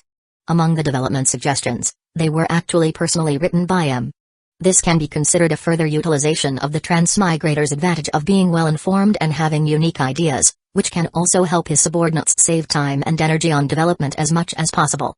Back at the empty hall, Im waited for the main gate to close again, then had the Yubuyashiki 4 sisters, who were guarding the stairway on both sides, assemble below the stairway. Although the Hingaki 4 didn't understand why, they obediently shuffled their small steps onto the red carpet and stood in a column, then quietly waited for Lord Imut to speak. Just as I said before that the giant tribe's strength is too weak to serve as giant god soldiers, you, as my personal maids, are actually still far from sufficient in value. Because the age of these 4 girls ranged from 9 years old for the oldest to 7 years old for the youngest, Im's tone was slightly more gentleness, but it still sounded a bit harsh. However, the Yubuyashiki 4 sisters below the stairway were very calm after hearing this, as if they didn't care about Im's evaluation at all. Only the small fists clenched under their kimono sleeves slightly revealed their nervousness at this moment. So I will also bestow upon you a devil fruit ability, but before that, you need to first improve your physical fitness. After speaking, Im's gaze looked towards Stussy. Stussy respectfully nodded, then reached into her jacket pocket with her right hand, pulled something out, and opened her hand. A miniature small black box appeared in her palm. The next moment, the small black box rapidly expanded and grew larger, restoring its original copy volume. Immediately after, Stussy held the bottom of the black box with one hand and entered the password with the other to open the black box. As a burst of cold air dissipated, 4 tubes containing red liquid injection serums were revealed inside. Each injection serum also had the name of each Yubuyashiki sister affixed to its surface. This is the perfect Type 1 Cell Enhancement Serum, primarily developed by Director Fritz of the Biochemical Research Institute. It is said to be a biochemical serum developed using the bloodline genes of the perfect being Mizunkibutsuji and your respective bloodline genes as the main materials, capable of greatly increasing your total cell count. After a brief introduction, Stussy revealed a smile. It can raise your physical fitness and potential to the comprehensive level of most C-star people. Chapter 488, The Yubuyashiki Sisters' Abilities. This perfect Type 1 Cell Enhancement Serum is actually a major testament to the world government's comprehensive development. While Lord Imu, the 5 elders, Cypher Paul, the other World Strategy Committee, the Army Headquarters, the Marine Headquarters, and the Air Force Headquarters were all focusing their energy and line of sight on the otherworld conquest. Back on the C-Star mainland, especially in the Academy of Science, various new discoveries and inventions were constantly emerging. Since Mizunkibutsuji joined the Biochemical Research Institute and absorbed a large amount of biochemical knowledge, they have received unimaginable help in the lineage factor domain. Although Mizunkibutsuji's blood, having become a perfect being, no longer has the effect of turning others into demons, it still possesses the terrifying ability to cause various effects within a target's body. He can both treat diseases for a target and cause blood vessel to rupture, internal organs to fail, and so on. Before joining the world government, he had reached the domain of infusing his consciousness into every piece of flesh and blood. Now, after awakening observation Haki, his perception ability has further improved, allowing him to attach his consciousness to every blood cells or muscle tissue. In terms of technology, Mizunkibutsuji is a biological nanorobot controller. Basically, anyone whose martial arts level has not reached life return or other means will inevitably die if his whip-like appendages pierce their body. Speaking of the perfect Type 1 Cell Enhancement Serum. This item cannot be mass-produced yet, it can only be customized according to each person's bloodline gene, otherwise, severe rejection will occur. Moreover, its enhancement effect on C-star person is not non-existent, but it is indeed not very significant, merely making the weakest C-star person healthier. Therefore, the Biochemical Research Institute is currently researching how to turn it into a vaccine suitable for injection into C-star infants. If successful, the average physique of C-star person will greatly improve in the future. Use it. Im used Haki to send the 4 tubes of enhancement serum from the black box to the 4 Yubuyashiki sisters. These 4 little lili with snow-white hair, wearing purple kimono, hesitated for a few seconds before pursing their lips, rolling up their sleeves, and inserting the sharp needle into their fair arm, enduring the stinging pain as they slowly pushed the serum into their body. Once the serum inside the needle was empty, they automatically flew back into the black box in Stussy's hand. A moment later, the body of the 4 Yubuyashiki sisters began to change. They were feverish, sweating, their breathing became rapid, and at the same time, a strong sense of hunger surged into their heart. Because they were too hungry, it caused their body to tremble slightly from weakness, looking as if they were about to collapse. Seeing this, Stussy took out 4 small white pills with purple butterfly pattern printed on their surface from her jacket pocket. She personally walked over and handed one to each of the 4 Yubuyashiki sisters. This is the purple butterfly emergency pill developed by Dr. Shinobu Kacho from the Medical Academy. It has the effect of replenishing life force and providing high nutrition. Eat it. The 4 Yubuyashiki sisters, hearing that it was made by Shinobu Kacho and seeing the familiar purple butterfly on the pill, took it without hesitation and swallowed it. Soon, a faint purple light appeared on their body surface, and their originally pale complexions quickly turned rosy. As expected of Sister Shinobu, Yubuyashiki Hinaki gently praised, touching her stomach which had regained its fullness. The increase in total cell count will take a few days. During this time, try not to use your devil fruit ability. When you feel your whole body is filled with strength, you can start practicing. Stussy gently instructed the 4 little girl. Thank you, Lord Stussy. The 4 Yubuyashiki sisters naturally felt her kindness and thanked her in unison. Then let's begin. Hinaki. Im faintly called out the first name. Hinaki is the boss of the 4 Yubuyashiki sisters, standing on the far left, the one wearing a red flower ornament on her head. Yes, Lord Imu. Yubuyashiki Hinaki softly replied.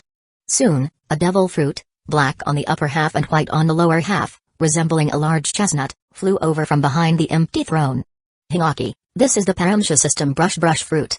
Its basic ability allows you to turn drawn things into physical entity, including conscious creature, food, and natural phenomena like wind and rain and lightning. At the same time, the more skilled the ability user's drawing technique, the stronger the things they draw will be.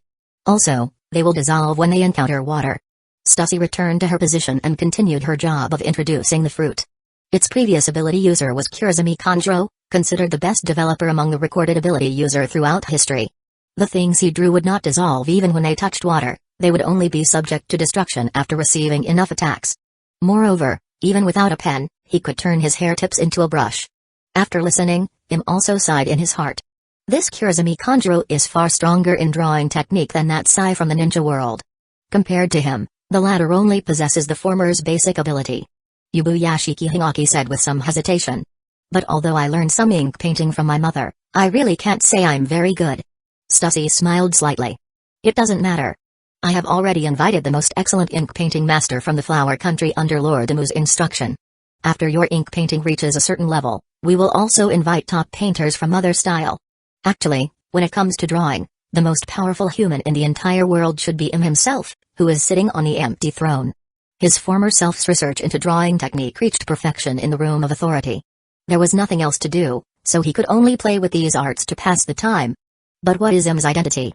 How could he personally teach a maid? Even if she was his personal maid, it wouldn't do. Alright. Thank you, Lord Amu. Yubuyashiki Hinaki bowed to the platform, then took the brush fruit floating before her, bit off a piece of fruit pulp, and swallowed it with difficulty. But she didn't want to touch the rest, because she knew that one only needed to eat one bite of a devil fruit. It was truly too unpalatable. Nichika, Kanata, Kuina. After Hinaki returned to the queue, Im called out the name of the other three directly to save time. Nichika is 9 years old this year, wearing a yellow flower ornament on her head. Kanata is 7 years old this year, wearing a wisteria flower ornament on her head. Kuina is also 7 years old, wearing a purple flower ornament on her head. Yes, Lord Amu. As 3 devil fruit flew over, Stussy's voice echoed again in the empty hall. Nichika, yours is the Paramsha system book fruit.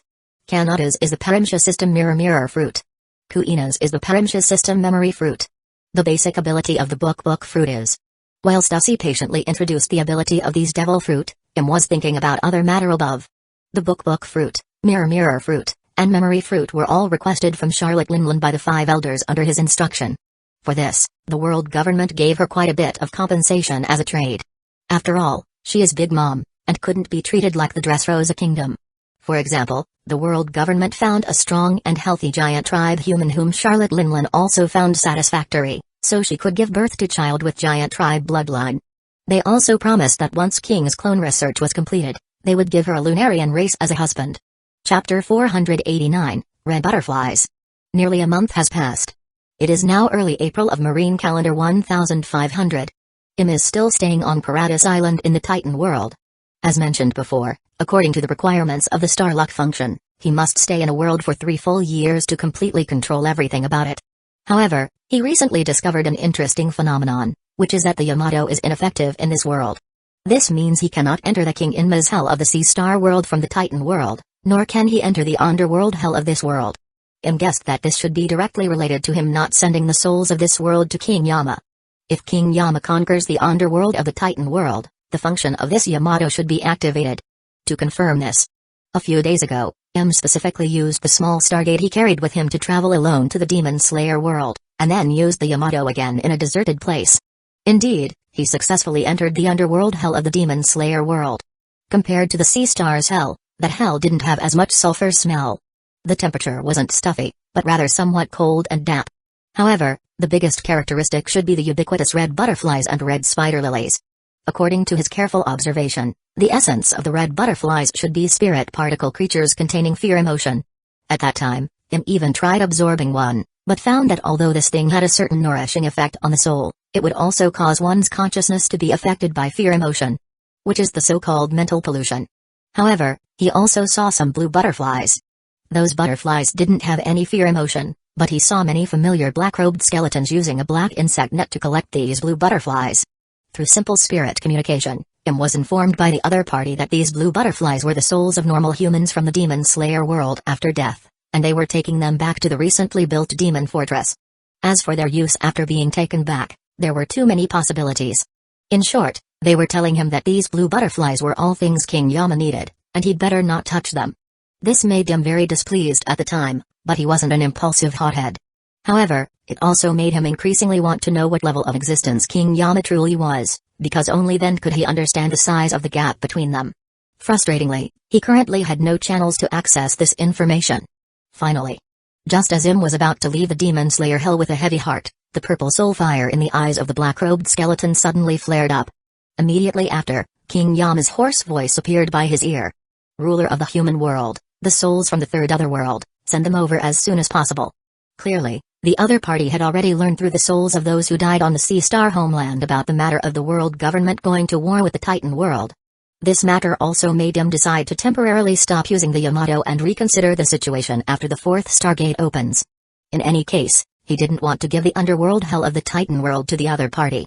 Meanwhile, regarding the Titan world, the three forces troops had basically completed their combat mission.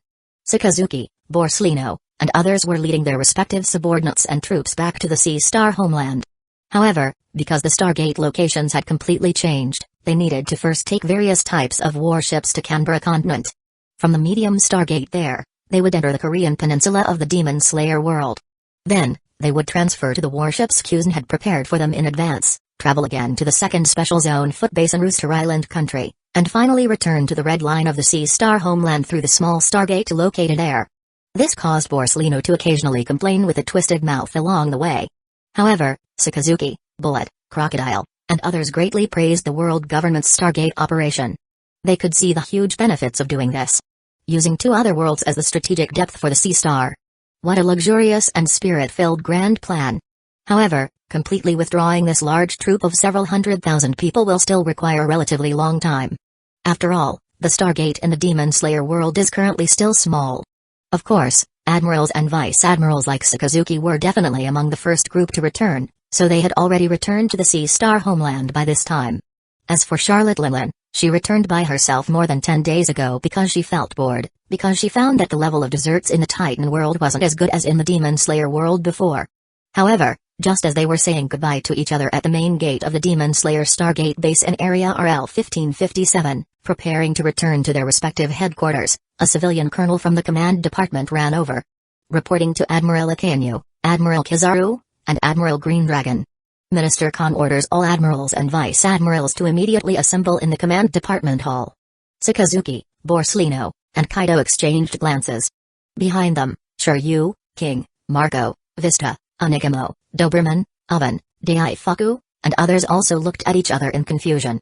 Although they were completely confused, the military order had arrived, so they could only abandon the idea of returning to their respective three forces' headquarters. Riding in specially made large black cars, escorted by dozens of heavy motorcycle soldiers in front and on both sides, they headed towards Area RL 1550, where the headquarters of the whole Army Supreme Military Command was located, with smoke billowing. Because it was only a distance of 6 zones away, the convoy arrived below the command department office building in less than 2 hours. Oh, so many people. What could this be for? As soon as Borsellino got out of the car, he put both hands in his pockets, looking in surprise at the bustling entrance, filled with senior officers wearing coats of justice of various colors, with people coming and going. Except for some colonels and lieutenant colonels who came out to greet them, the rest were all vice-admirals from the three forces. As for the admirals, they weren't seen, they were probably already inside. We'll know once we go inside. In the era we are currently in, even if a major matter happens every day, I wouldn't find it strange. After Sakazuki finished speaking, he walked past Borsellino's left side. Whirro, I completely agree with that. Kaido walked past from the right side, laughing heartily. Seeing this, Borsellino shrugged his shoulder insignia indifferently and also strode forward with his long legs to follow. An hour later, inside the over 500 square meter hall, all the admirals and most of the vice-admirals were divided into 3 great zones according to their respective military branches: sea, land, and air. In the front row sat Marine Admiral Garp, Marine Admiral Kuzen, Army General Sakazuki, Honorary Admiral Edward Newgate, Air Force Admiral Borsellino, Air Force Admiral Kaido, and Honorary Admiral Charlotte Linlin. Behind them were Army Admiral Candidate Douglas Barrett and Army Admiral Candidate Sir Crocodile. Yes. There were only the two of them in this second row. In the third row behind them were Marco, King, Oven, Onigamo, and others. On the stage were Minister Kong, Minister Zephyr, Minister Tsuru, as well as Fleet Admiral Sengoku and Marshal Raymond. Minister Kong cleared his throat twice and got straight to the point without any preamble. This time, the main reason for summoning everyone here is to announce 3 important matters. The first matter, Marshal Raymond will no longer concurrently serve as Fleet Admiral of the Air Force. Minister Zephyr of the Military and Political Department will concurrently serve as Fleet Admiral of the Air Force. Below the stage, Garp and the others focused their gaze on the calm-faced Zephyr after hearing this. However, no one raised any objections. After all, Zephyr's strength and qualifications were unquestionable. Only Borsellino pouted slightly, feeling a bit depressed. He could already imagine how he would be nagged and lectured in various ways from now on. Ah, how annoying. Chapter 490, Exciting Orders. Minister Kong saw that the entire audience had no opinion on this, so he continued to announce the next content. The second matter. The Military and Political Department will invite Ms. Nkibatsuji from the Biochemical Research Institute to teach biology-related knowledge to everyone present, helping those who haven't mastered life return to master it as soon as possible. At the same time, it will allow those who have already mastered it to make better use of life return and uncover its greatest potential. Therefore, the Command Department now officially issues an order: you must set aside at least 2 days each month to go to the Military and Political Department for study. As soon as he finished speaking, various low whispers began to arise from the audience. Some people who didn't know Ms. Nkibatsuji were asking who Ms. Nkibatsuji was, why his name was so strange, and why he was qualified to teach them. And some people who did know Ms. Nkibatsuji were also quite puzzled. Although the other party is the big boss of the Demon Slayer world who has lived for 1,000 years, his strength doesn't seem to be that great, right? Also, what other potential does life return have that they haven't uncovered? PFFT ha ha ha. Garp was most surprised by this question. He picked his nose and laughed loudly at the old fellows on the stage. Sengoku, Zephyr, do you also think that Ms. Nkibatsuji can teach this old man how to use life return? As soon as he spoke, the murmurs gradually stopped, and everyone waited for the response from the big shots on the stage. You know, Hero Garp is publicly recognized as the strongest in martial arts. He must have also trained life return to the highest level, right? On the stage, Sengoku and Zephyr exchanged glances. Ultimately, Zephyr, also a pure martial arts powerhouse, answered Garp. Yes, this old man will attend the class with you then. Hearing such a direct answer, Garp didn't become angry out of embarrassment. Instead, he stopped his actions and looked seriously at Zephyr. Seeing that the other party wasn't joking, he calmly nodded. This old man understands. He trusted Zephyr and Sengoku. Since these two thought so, Ms. Nkibatsuji must have this ability. Upon seeing this, Newgate, Sakazuki, and the vice admirals behind them all fell silent. At the same time, their curiosity towards Ms. Nkibatsuji grew stronger, especially Crocodile, whose gaze was somewhat strange at this moment. Is that guy really that strong? At the same time, a comical scene surfaced in Crocodile's mind, the time Ms. Nkibatsuji was grabbed by the back of his neck by him and didn't even dare to move. It's worth mentioning that originally, because Ms. Nkibatsuji was still a jailer beast of Impel Down, he couldn't frequently enter and exit the outside world. So, to solve this rules issue, the 5 elders directly had Ms. Nkibatsuji withdraw from the prison guard establishment, only retaining his identity as a researcher at the Biochemical Research Institute. This way, they could obey Lord Amu's order and have Ms. Nkibatsuji work part-time as a biology professor for the Military and Political Department. It was truly because Im discovered that the powerhouses of the Sea-Star world had genuinely poor academic levels. Life return is a powerful martial arts technique that can infuse consciousness into every corner of the body, including the internal organs. However, the people below only used it for quickly digesting food, quickly stopping wounds, or manipulating hair and so on. Of course, former Imu was much the same. But theoretically, life return should be able to achieve limb regeneration, or even more powerful effects, by consuming life force. And this point has been acknowledged by Ms. Nkibatsuji himself. It's just that life return is a martial arts technique that can be cultivated by humans, while for demons, this is a self-instinct as a creature. But the principle is the same, both require using consciousness to control the inside and outside of the body. These two can only be said to have their own advantages and disadvantages. Although life return can be popularized, it not only requires a lot of training but also requires learning a large amount of biology knowledge to increase one's understanding of their own body. It's like a native language and a foreign language. Therefore, since the problem was discovered, M naturally had to prescribe the right medicine. The method was to make Garp, Newgate, and other higher-ups cram biology knowledge. Study, study, and damn study. Although this is definitely a very difficult and long-term matter, no matter what, they have to start. In the future, biology must be a mandatory subject for the three forces, no, for everyone including Cypher Paul. The cultural problem must be firmly addressed.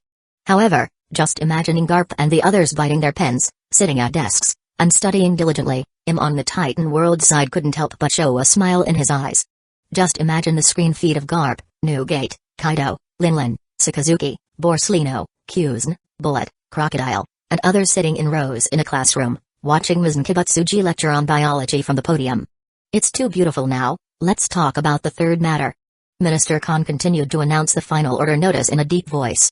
The command department has decided that from now on, all hockey usage techniques will be publicly disclosed to military officers of vice admiral rank and above. This includes Conqueror's hockey infusion, which has a mental shockwave effect, armament hockey emission, which has a long-range release effect, armament hockey penetration, which has an internal destruction effect, and observation hockey's future sight.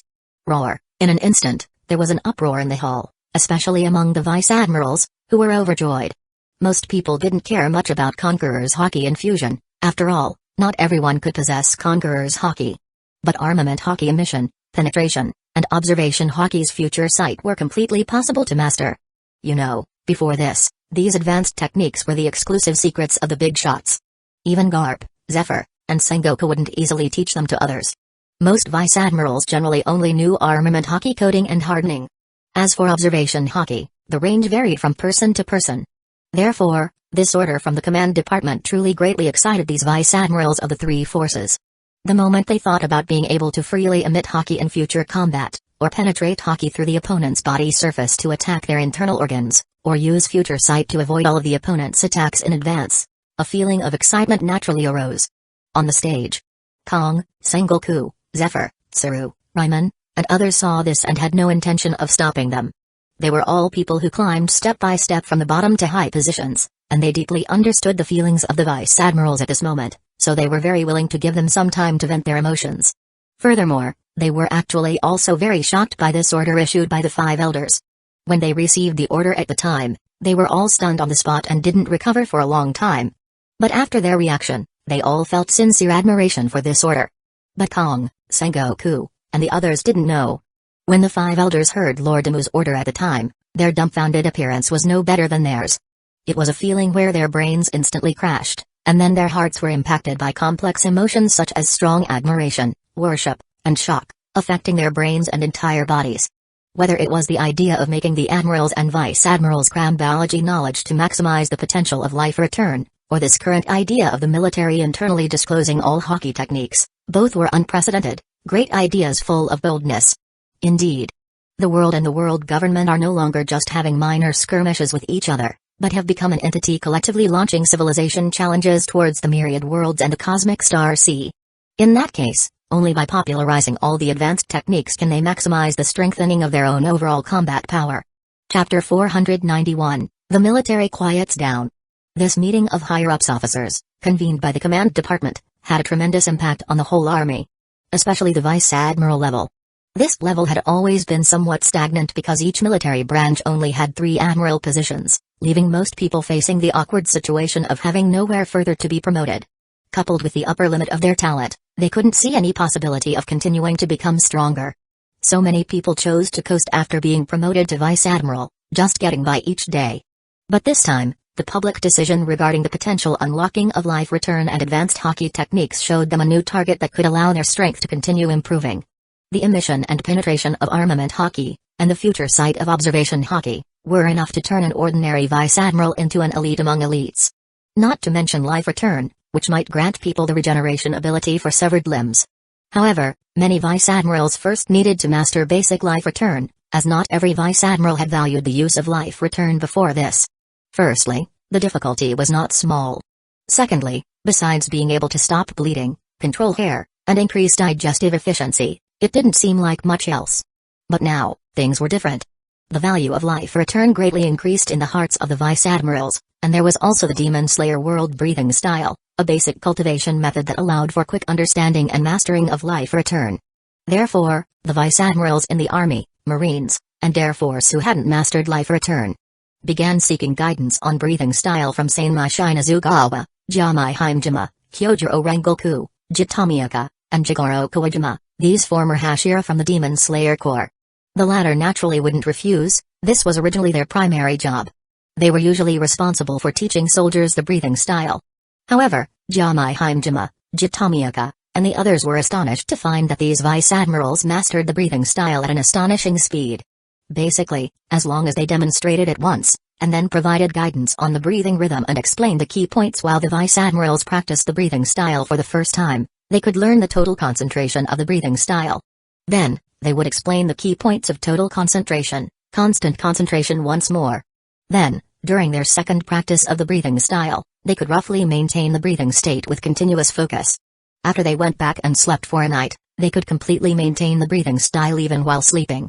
These vice admirals could also keenly choose the breathing style that best suited them.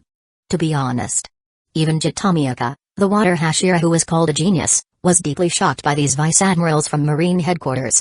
Sanmai Shinazugawa, Jamai Himejima, Kyojiro Rengoku, and the others, being in army headquarters where there were more vice admirals, suffered an even greater mental impact. There was nothing they could do. Every person who could be promoted to vice admiral was 1 in 10,000, an exceptional individual. Even if there were some slackers among them, looking at the entire world, they were still considered to have exceptional talent. If they were placed in the Demon Slayer world, even Yoriichi Tsujikuni would probably have to call them masters. Besides this, these vice admirals were also very serious about studying biological knowledge. Every month, they would allocate 2 days according to regulations to go to the military and political department building to receive instruction from Mizan Kibutsuji. During this process, no one discriminated against or questioned Mizan's identity and strength, because they clearly understood what was most important. And during normal times, they would also look through various biology books they had bought, especially those on human body biology and self-healing systems. They began to gradually learn what cells were, how cells were composed, and what the immune system, stress response system, and repair system were. Even someone as strong as Edward Newgate recently stopped using Murakamagiri and was instead seriously studying with several professional biology teachers he had invited to his kingdom with his sons. At the same time, he was practicing breathing style and life return together with them. Honestly, if Whitebeard in the canon knew life return, his body condition would definitely be many times better, at least comparable to Garp and Sengoku. This could also be considered one of the benefits of joining the system. Otherwise, where would he go to learn life return? It could be said that the entire world's military seemed to have become very quiet. All the admirals and vice admirals were buried in diligent study and practice. Even someone as lazy as Borsellino was pondering the penetration of armament hockey, occasionally picking up a biology book to flip through. This directly spurred the lower levels of rear admirals, commodores, colonels, and lieutenant colonels. Influenced by the overall atmosphere, they trained martial arts even more diligently and also followed suit in studying biological knowledge. Finally, Zephyr directly issued an order to the military and political department to print a set of 3 textbooks divided into advanced, intermediate, and basic knowledge points, and then distribute them to the 3 forces and Cypher Pole. As a result, even the lowest-level soldiers at Army headquarters, Marine headquarters, and Air Force headquarters began spending 2 hours each day sitting in classrooms to study. Not bad, not bad. After learning about these changes in the military while still in the Titan world, Im immediately revealed a very satisfied and pleased smile. In his opinion, for the C-star people who were naturally strong in physique, biology was definitely the most important subject. Only by better understanding their own body and grasping the essence of life force could they unleash even greater strength. Mizan Kibutsuji could be said to be the perfect teacher in this regard, completely capable of providing a personal demonstration during the teaching process. And this was just the beginning. Later, they would also need to deepen their understanding of mental power, and even soul power. Unfortunately, the world government currently did not have professional teachers in these 2 areas. Speaking of which, the Myriad World's Top 100 Combat Power Tournament is about to be held. Sitting on the empty throne, Im suddenly thought of this matter. He remembered the publicly stipulated time for the selection trial was June 1st, and it was already mid-April now. Right, let's still prohibit military personnel from participating. The original purpose of this competition was to attract civilian experts. If more than half of the final top 100 are officers from the 3 forces, what would be the point? Moreover, he felt that for officers in the military, the Stargate Pass wasn't very useful, they couldn't travel to other worlds privately at all. Immediately after, Im issued this order to the 5 elders. The 5 elders naturally didn't dare to have any opinion. However, Just as he finished the call, he had a new idea. Should I hold a competition internally within the military? As soon as this idea emerged, inspiration surged into his mind like a fountain. Began to ponder. If he were to hold one, what would be the purpose of this competition? He thought about this question for a long time. Assessment. Im's eyes lit up, and his interest was immediately piqued. Currently, the combat strength level of officers in the military is uneven. Some rear admirals might not even be able to defeat a colonel, and some vice admirals are only about the same as a rear admiral when they actually fight. So, could a fixed major assessment be used to ensure the combat strength level of the officer levels, such as vice admirals, rear admirals, and commodores? Currently, the military's promotion system primarily relied on military merit, and there were actually no necessary assessments or evaluations for strength itself. Because according to the traditional idea, people who had the skill to earn military merit definitely possessed a certain level of strength.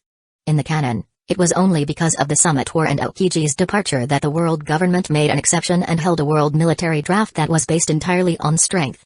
Im's current thinking was that in the future, one could only be promoted up to Commodore based on military merit. Beyond that, it should depend on true combat power, so that officers could become truly reliable pillars on the battlefield. Perhaps in the future, Commodores who are about to be promoted to Rear Admiral, in addition to undergoing basic physical ability assessments, should also engage in one-on-one combat with current Rear Admirals. Only by winning can they be promoted to Rear Admiral, and the same goes for Vice Admirals. Chapter 492, Yasnaya Island. The world government's military has quieted down, but that doesn't mean the changes in the outside world have also stopped. Regarding the Demon Slayer world. Every day, tens of thousands of laborers from various countries pour into the Bangja Peninsula to queue and wait to enter the Medium Star Gate. There are also over 1 million laborers who, under the guidance of officials at all levels of the construction department, have begun laying railways across the Eurasian continent. At the same time, hundreds of thousands of Bangja people have formed large and small organizations and troops, engaging in fierce, desperate resistance against the marine troops led by Aokiji and Cypher Paul. Every day, thousands, or even tens of thousands of lives are slaughtered in batches. In this process filled with screams, blood, and despair, Kyuzen's personality gradually matured. He began to realize what a stance truly meant. Between civilizations, a soldier's justice is to firmly stand on their own side's stance and fight for their own side's interests. Kyuzen knew that if these other worlders weren't used as laborers, then the native sea-star person would need to be called upon to do this hard work. Therefore, he could only expressionlessly leave these Bangja people who were armed with firearms and resisting fiercely frozen. Regarding the Titan world. With the withdrawal of the army unit, although the sound of gunfire and cannon fire was gone, the order of the entire society did not improve because of this. Instead, it became even more chaos and cruel. Robbery, killing, rape, forcing entry into homes, and any other heinous violent acts were seen everywhere. Banknotes were completely useless. Because people only believed in the blade and gun in their hands. Those with strength cheered loudly. They felt that all of this was too wonderful. They could do whatever they wanted and have whatever they desired. Was there any life more freedom than this? As for those without strength, they only felt that they were in a living hell. They could only fall in a pool of blood, watching their wives and daughters being dragged out with continuous screams. They could only look up at the sky filled with black smoke before dying, wailing in despair, and then turning into cold corpse. This is the Titan world now and for the next 20 years. Regarding the Sea Star world. As the saying goes, people's joys and sorrows are not shared. Although the citizens of the affiliated countries knew about the tragic matters happening in the Titan world and the Demon Slayer world, no one stood up to accuse the world government of being cruel and merciless. Some kind-hearted people chose to shift their gaze and directly ignore it, while most people were more concerned about the selection trial for the Myriad World's Top 100 Combat Power Tournament that was about to be held in the Four Seas. In recent months, a large number of people residing in a certain country or island in the Grand Line have been traveling on the Flamingo Shipping Company's steel cruise ships, continuously pouring into the East Blue, South Blue, West Blue, and North Blue through the calm belt on both sides. Of course, some wealthy nobles preferred to choose traveling by airship, flying over from a high altitude of over 7,000 meters. To be honest, it wasn't actually necessary to specifically go to the Four Seas. Because after the selection trial began, it would be impossible for them to approach the competition island at a close distance. They would still need to watch through a transponder snail's live broadcast. But these people just felt that by personally going to the East Blue and temporarily staying near the competition island, they could feel a stronger sense of participation and atmosphere.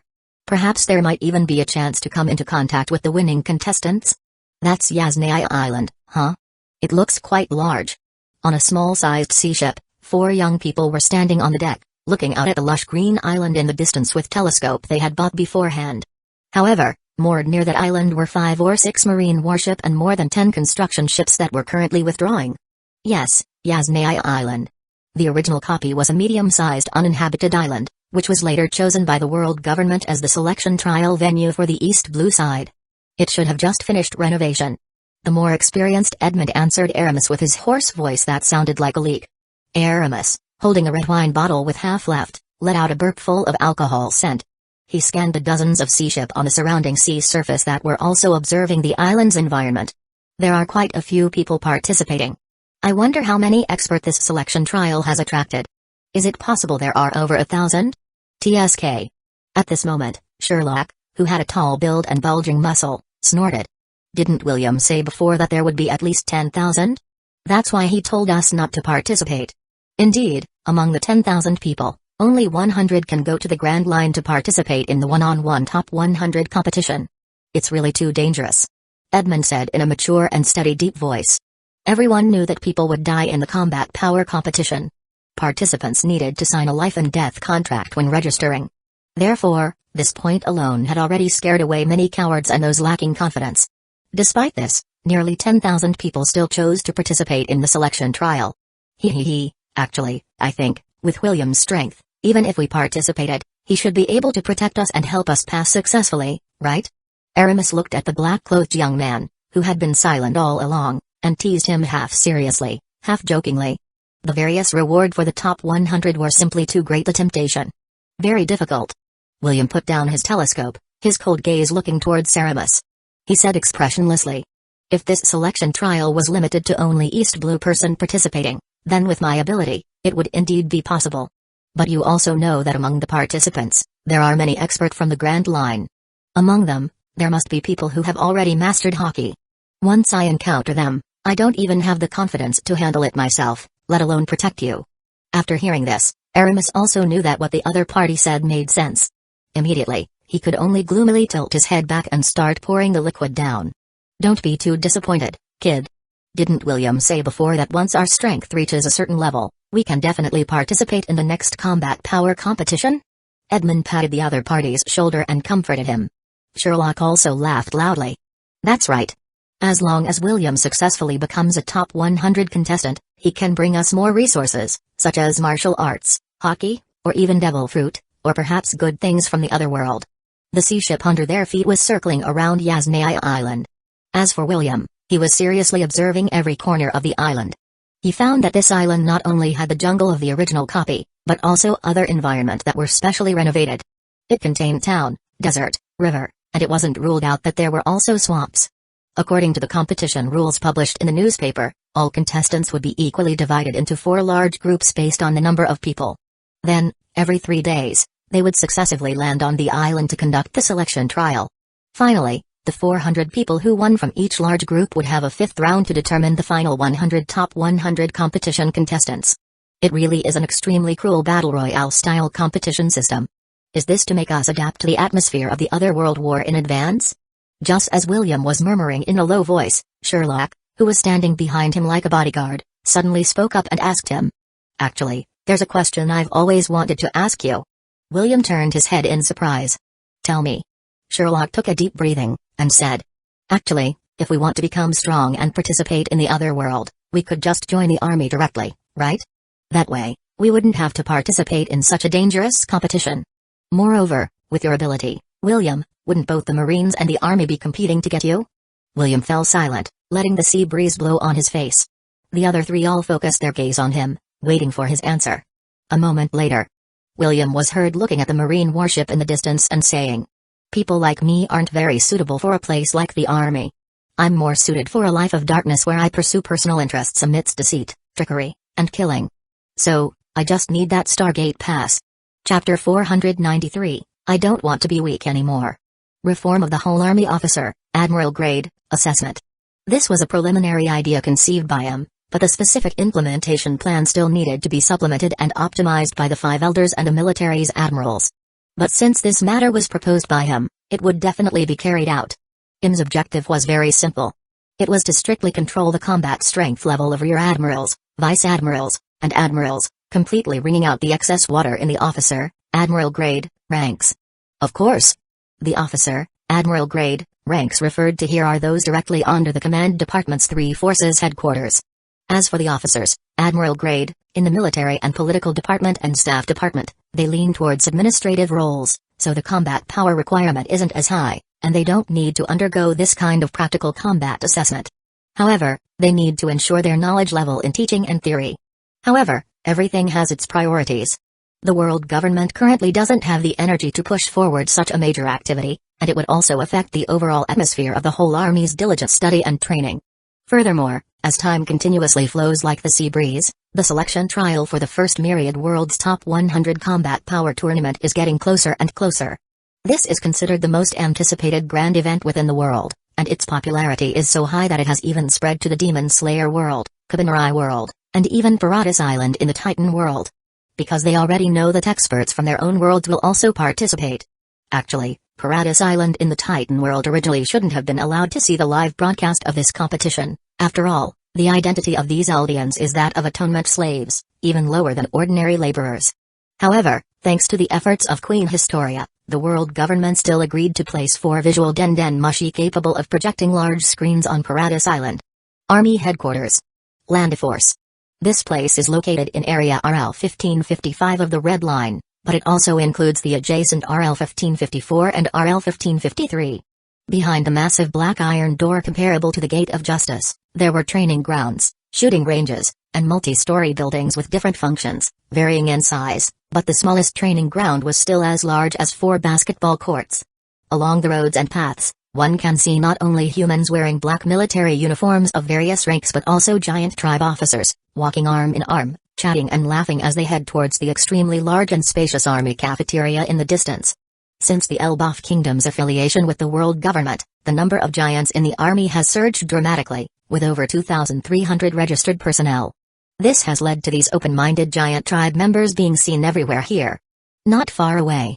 On a training ground, a mink tribe captain who looked like a werewolf was engaged in a relatively intense sparring match with a human captain who had a sturdy physique and held a katana. The former's body was flickering with electro, his swift movements leaving trails of electric flash after images, while the latter's blade ignited fierce flames wherever it went, and the speed he burst forth with was in no way weaker than the former's. Wolf claws and blades continuously collided amidst the entanglement of electro and fire, emitting a series of clanging metallic sounds. At the edge of the training ground, one could also see a group of mink tribe and humans wearing similarly styled black military uniforms, gathered around the edge of the training ground, cheering on the two in the court. What a lively atmosphere and scene. Besides this, similar contests were also taking place on other training grounds, but besides the mink tribe and humans, one could also see rare snake-neck tribe members clashing with mink tribe members, or long-leg tribe members engaged in close combat with long-arm tribe members. There were even some human lieutenant colonels in the new form who had exchanged military merit for Kabinrai gene enhancement. Their entire bodies were covered in a layer of ferocious black armor with barbs and arm blades flashing with cold light, as they engaged in the most fierce combat in the entire court with a giant tribe rear admiral who had a body size of up to 22 meters. Shots of purplish-blue fear energy bullet clashed against giant fists employing iron body fist style, triggering repeated violent explosions and roars. Despite this, no one stepped forward to stop them, because these were already daily occurrences at Army headquarters. Both Marshal Raymond and Admiral Akanyu belong to the hardline faction and strongly support and encourage this kind of relatively intense internal sparring. They even put out the word that as long as no one is killed and no destruction is caused outside the training ground, they can fight however they want. Currently, the Biochemical Research Institute has developed gene serum that allows people to regrow missing body parts within a month, based on the bloodline genes of Kabinrai and Demon. While it cannot be said to be fully mass-produced in terms of output, 30 vials can still be supplied to Army headquarters each month. As for ordinary light and heavy injuries, the hospitals within the Army have resident physicians from the medical academy, and with the physique of C-star persons, in most cases, eating more meat and lying in bed for a few days is enough to recover. In fact, the atmosphere at Marine headquarters is similar, except they only have Fishman tribe members there. Slap, Sainmai, what are you looking at? So engrossed? A strong palm lightly pats Sainmai Shinazugawa's right shoulder, followed by a gentle yet enthusiastic question in his ear. But Sainmai Shinazugawa didn't turn around, continuing to stand by the third-floor window overlooking the sparring matches on the training ground, his gaze flashing with fiery radiance. I'm excited. Every time I see the screen feed of them using abilities from different worlds to fight each other, I feel the blood in my blood vessels heating up, and my heartbeat speed also accelerating. But I'm also frustrated, because my own strength is too weak here. Kyojiro Rengoku was startled upon hearing this, his mood also becoming somewhat complex, but he still walked over to his side and said with a laugh. There is indeed a huge gap between our physique and that of C-star persons. But didn't Shinobu Kacho say that it's because of the total cell count? The Biochemical Research Institute has already researched an enhanced serum that can increase the total cell count of us otherworlders. Kyojiro Rengoku also felt a sense of longing as he looked at the exciting scene outside. Once we accumulate enough military merit, we'll be able to apply to exchange for it one day and stand on the same starting line as most C-star persons here. These Hashira from the Demon Slayer world are currently in a somewhat awkward position within the military. When they first joined, relying on breathing style and excellent swordsmanship, their strength was roughly between headquarters lieutenant commander and lieutenant colonel, so their military ranks were all headquarters lieutenant commander. But ever since breathing style began to spread throughout the three forces, the overall strength of all ranks below Commodore began to rapidly increase. Now, even among private first class and non-commissioned officers, there are quite a few people who have mastered breathing style, total concentration. And among officers and officers, field grade, those who have mastered total concentration, constant concentration are everywhere, raising their strength by at least one minor rank, or even two minor ranks. This directly resulted in the strength of these Hashira now being roughly equivalent to headquarters captain and first lieutenant. The most speechless part is that this situation was taught by their own hands. Although most people show them respect, that respect is for their identity as breathing style instructors. In other words, these people see them as instructors from the military and political department. The problem is that Sanmai Shinazugawa, Kyojiro Rengoku, and the others are headquarters lieutenant commanders in the command department, belonging to the officers of the front-line combat troops. This made them feel very helpless. No, that's too slow. I want to aim for the top 10 in this combat power competition, then directly ask for an animal system devil fruit, afterwards use military merit to exchange for cell enhancement serum, and finally find a true sword master to become my master. Sanmai Shinazugawa said fiercely with ambition. Although it is stipulated that military personnel are not allowed to participate in the Myriad World's Top 100 Combat Power Tournament, because it needs to fit the theme of the multiverse, the eligibility to participate has been open to them, these otherworlders, and it is even said to be somewhat mandatory. And this former Wind Hashira of the Demon Slayer Corps saw this point, feeling that it was a rare opportunity. He didn't want to be this weak anymore. Chapter 494, Fight with all your might for strength. Total cell count. This term could be said to be a shared pain among the otherworlders who have joined the world government up to now. As long as they were otherworlders pursuing strength, the longer they lived in the world, the more they could feel the innate physical ability gap between themselves and most C-star people. As for the small portion of remaining C-star people, they were even further out of reach. The total cell count of most C-star humans is between 150 trillion and 200 trillion. Meanwhile, the total cell count of people from the Kabanrai world, Demon Slayer world, and Titan world is generally between 40 trillion and 60 trillion. Therefore, the gap is very obvious. Oh, right. There are a few special existences who don't have this kind of trouble. For example, Mizen Kibutsuji from the Demon Slayer world and a love Hashira Mitsuri Kanraji. The former is a perfect being, while the latter is a genius with muscle density 8 times that of a normal person in the Demon Slayer world. Mizen Kibutsuji needs no further explanation. As for Mitsuri Kanraji, her physique is considered exceptional talent even by the standards of C-star people. 8 times that of a normal person in the Demon Slayer world is roughly twice that of a normal C-star person. If you were to find a reference, it would be someone like the future East Blue Admiral Krieg, who could swing a 1-ton heavy gun with the force of wind while wearing armor weighing over 100 kilograms. Furthermore, she is a big eater who never gets fat no matter how much she eats. Her appetite alone is comparable to 3 sumo wrestlers, and she can digest the nutrition from food at extremely high speed and efficiency. This is equivalent to turning a part of the effect of life return into her passive instinct. Also, when she tenses her muscles, the defense of her body surface is enough to withstand ordinary blade attacks. This is equivalent to turning iron body into her passive instinct. So, strictly speaking, among these Hashira, the person with the highest overall potential should be this love Hashira who looks very sweet. Also, the body talent of the stone Hashira Jamai Haimtima is also good, but it's not particularly outstanding among C-star people. Only his perception ability, which was enhanced due to his blindness, can be considered a strong point. Speaking of which, this person couldn't get past the hurdle of killing people. He has already applied to be transferred to Zephyr's military and political department to become a true professional instructor. As for Sanmai Shinazugawa, Kyojiro Rengoku, and Jitamiaka from the Marines, they have already adjusted their mindset and thought and no longer dwell on the Demon Slayer core rules against killing people. In a certain sea area in the New World, a giant elephant standing at a height of 20,000 meters is stationed there. It is currently raising its thick, long trunk to enjoy the seaweed and fruit from the White Sea and Sky Island. And on its back, the Mokomodukdam, which originally had a diameter of 10 kilometers, has been transformed into an Air Force base centered around a vast airport. The Green Dragon Admiral of the Air Force headquarters, who is Kaido, is responsible for being stationed here. It was simply too deserted on Onigashima, and it wasn't convenient to drink alcohol, so he directly brought his adjutant, who is King, here. At this moment, in a high-class apartment in the dormitory area within the base, Hazumi from the Kabaneri world was sitting in front of the dressing table in the bedroom, chatting with Mekko from Cypher Paul headquarters using an ordinary transponder snail. In the living room outside, Ikuma, who had taken a few days off, was sitting on the sofa. He was watching the Soul King on the virtual screen, who was playing an electric guitar while singing loudly into a microphone. Ikuma actually preferred the performances and songs of the Golden Emperor Tesoro, but for some reason, he hadn't seen him in the propaganda department's live broadcast programs recently. What? Sister Mihuo, you're also participating in that combat power competition. In the bedroom, Hazumi looked at the transponder snail on the dressing table in surprise and said worriedly. The rules for that selection trial look very dangerous. It's best not to participate, right? The transponder snail lowered its eyes, showing Mekko's somewhat heavy mood on the other end. I want to represent our ancestral world and show the strength of the new to the Sea Star people and people from other worlds. I also want to have a proper combat with Biba Amatori and put an end to our past. Hazumi fell silent. She knew that Sister Mihuo had accepted Captain Guts's pursuit, and she could also guess that Sister Mihuo still had some lingering feelings for older brother Lord.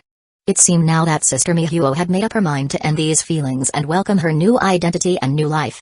But if you want to show the strength of the new, older brother Lord should be more suitable, right? Hazumi asked doubtfully.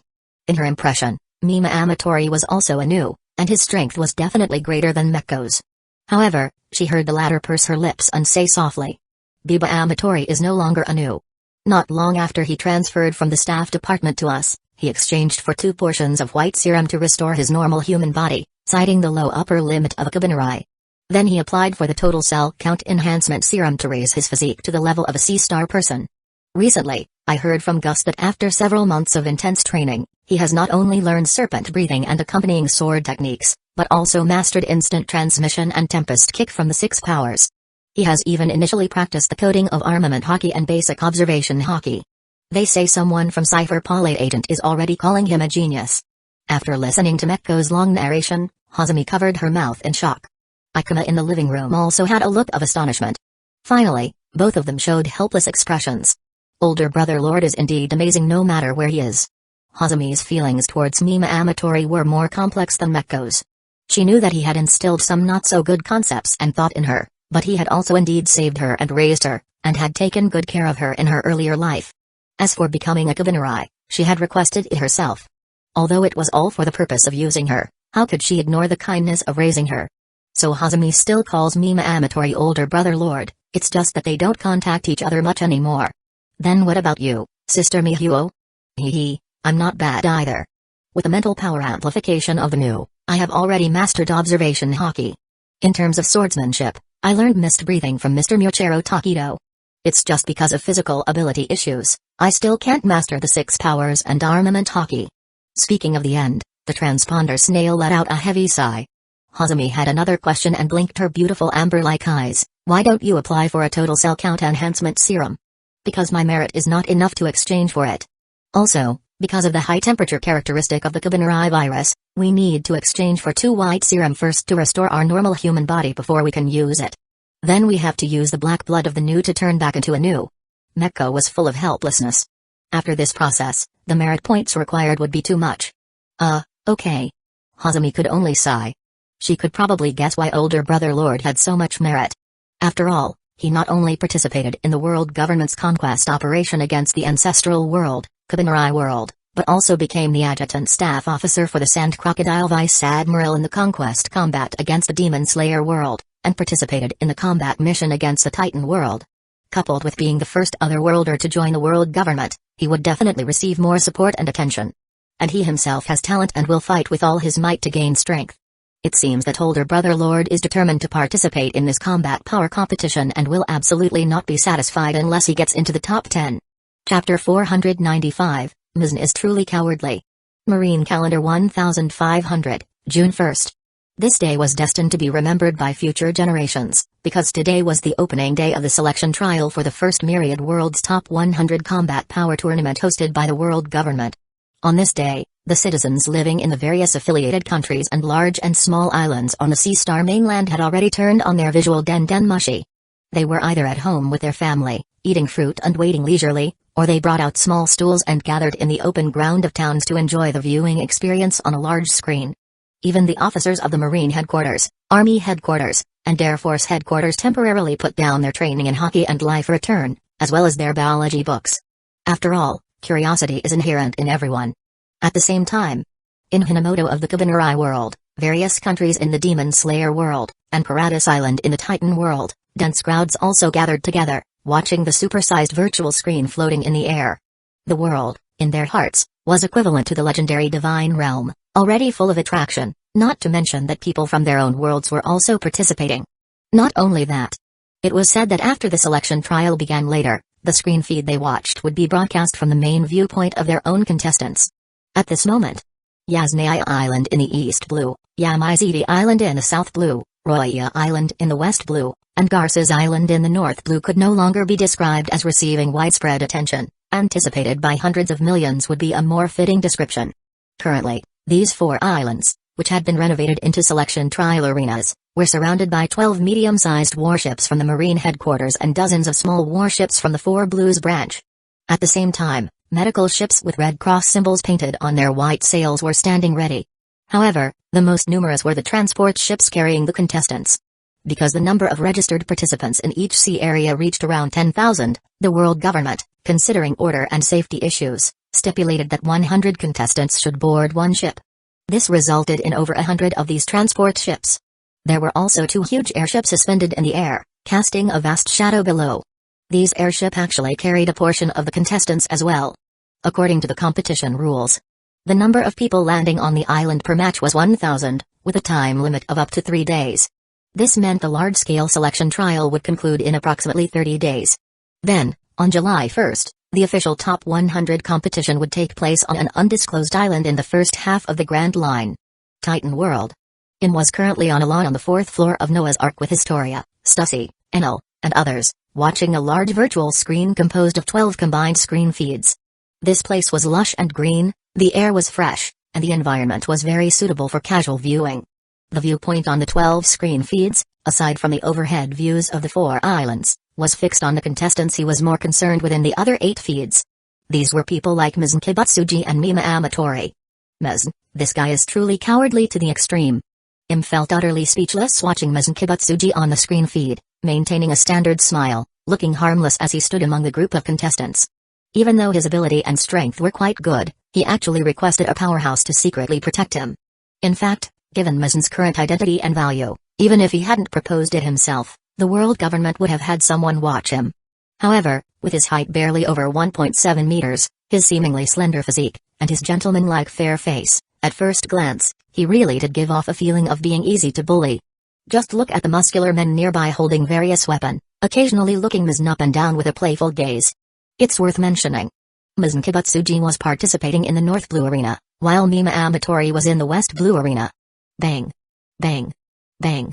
Bang! When the time reached 10 a.m., a large amount of fireworks simultaneously rose into the sky above the 4 major selection trial arenas, briefly forming the large colorful characters Myriad Worlds Combat Power Competition Selection Trial in the sky.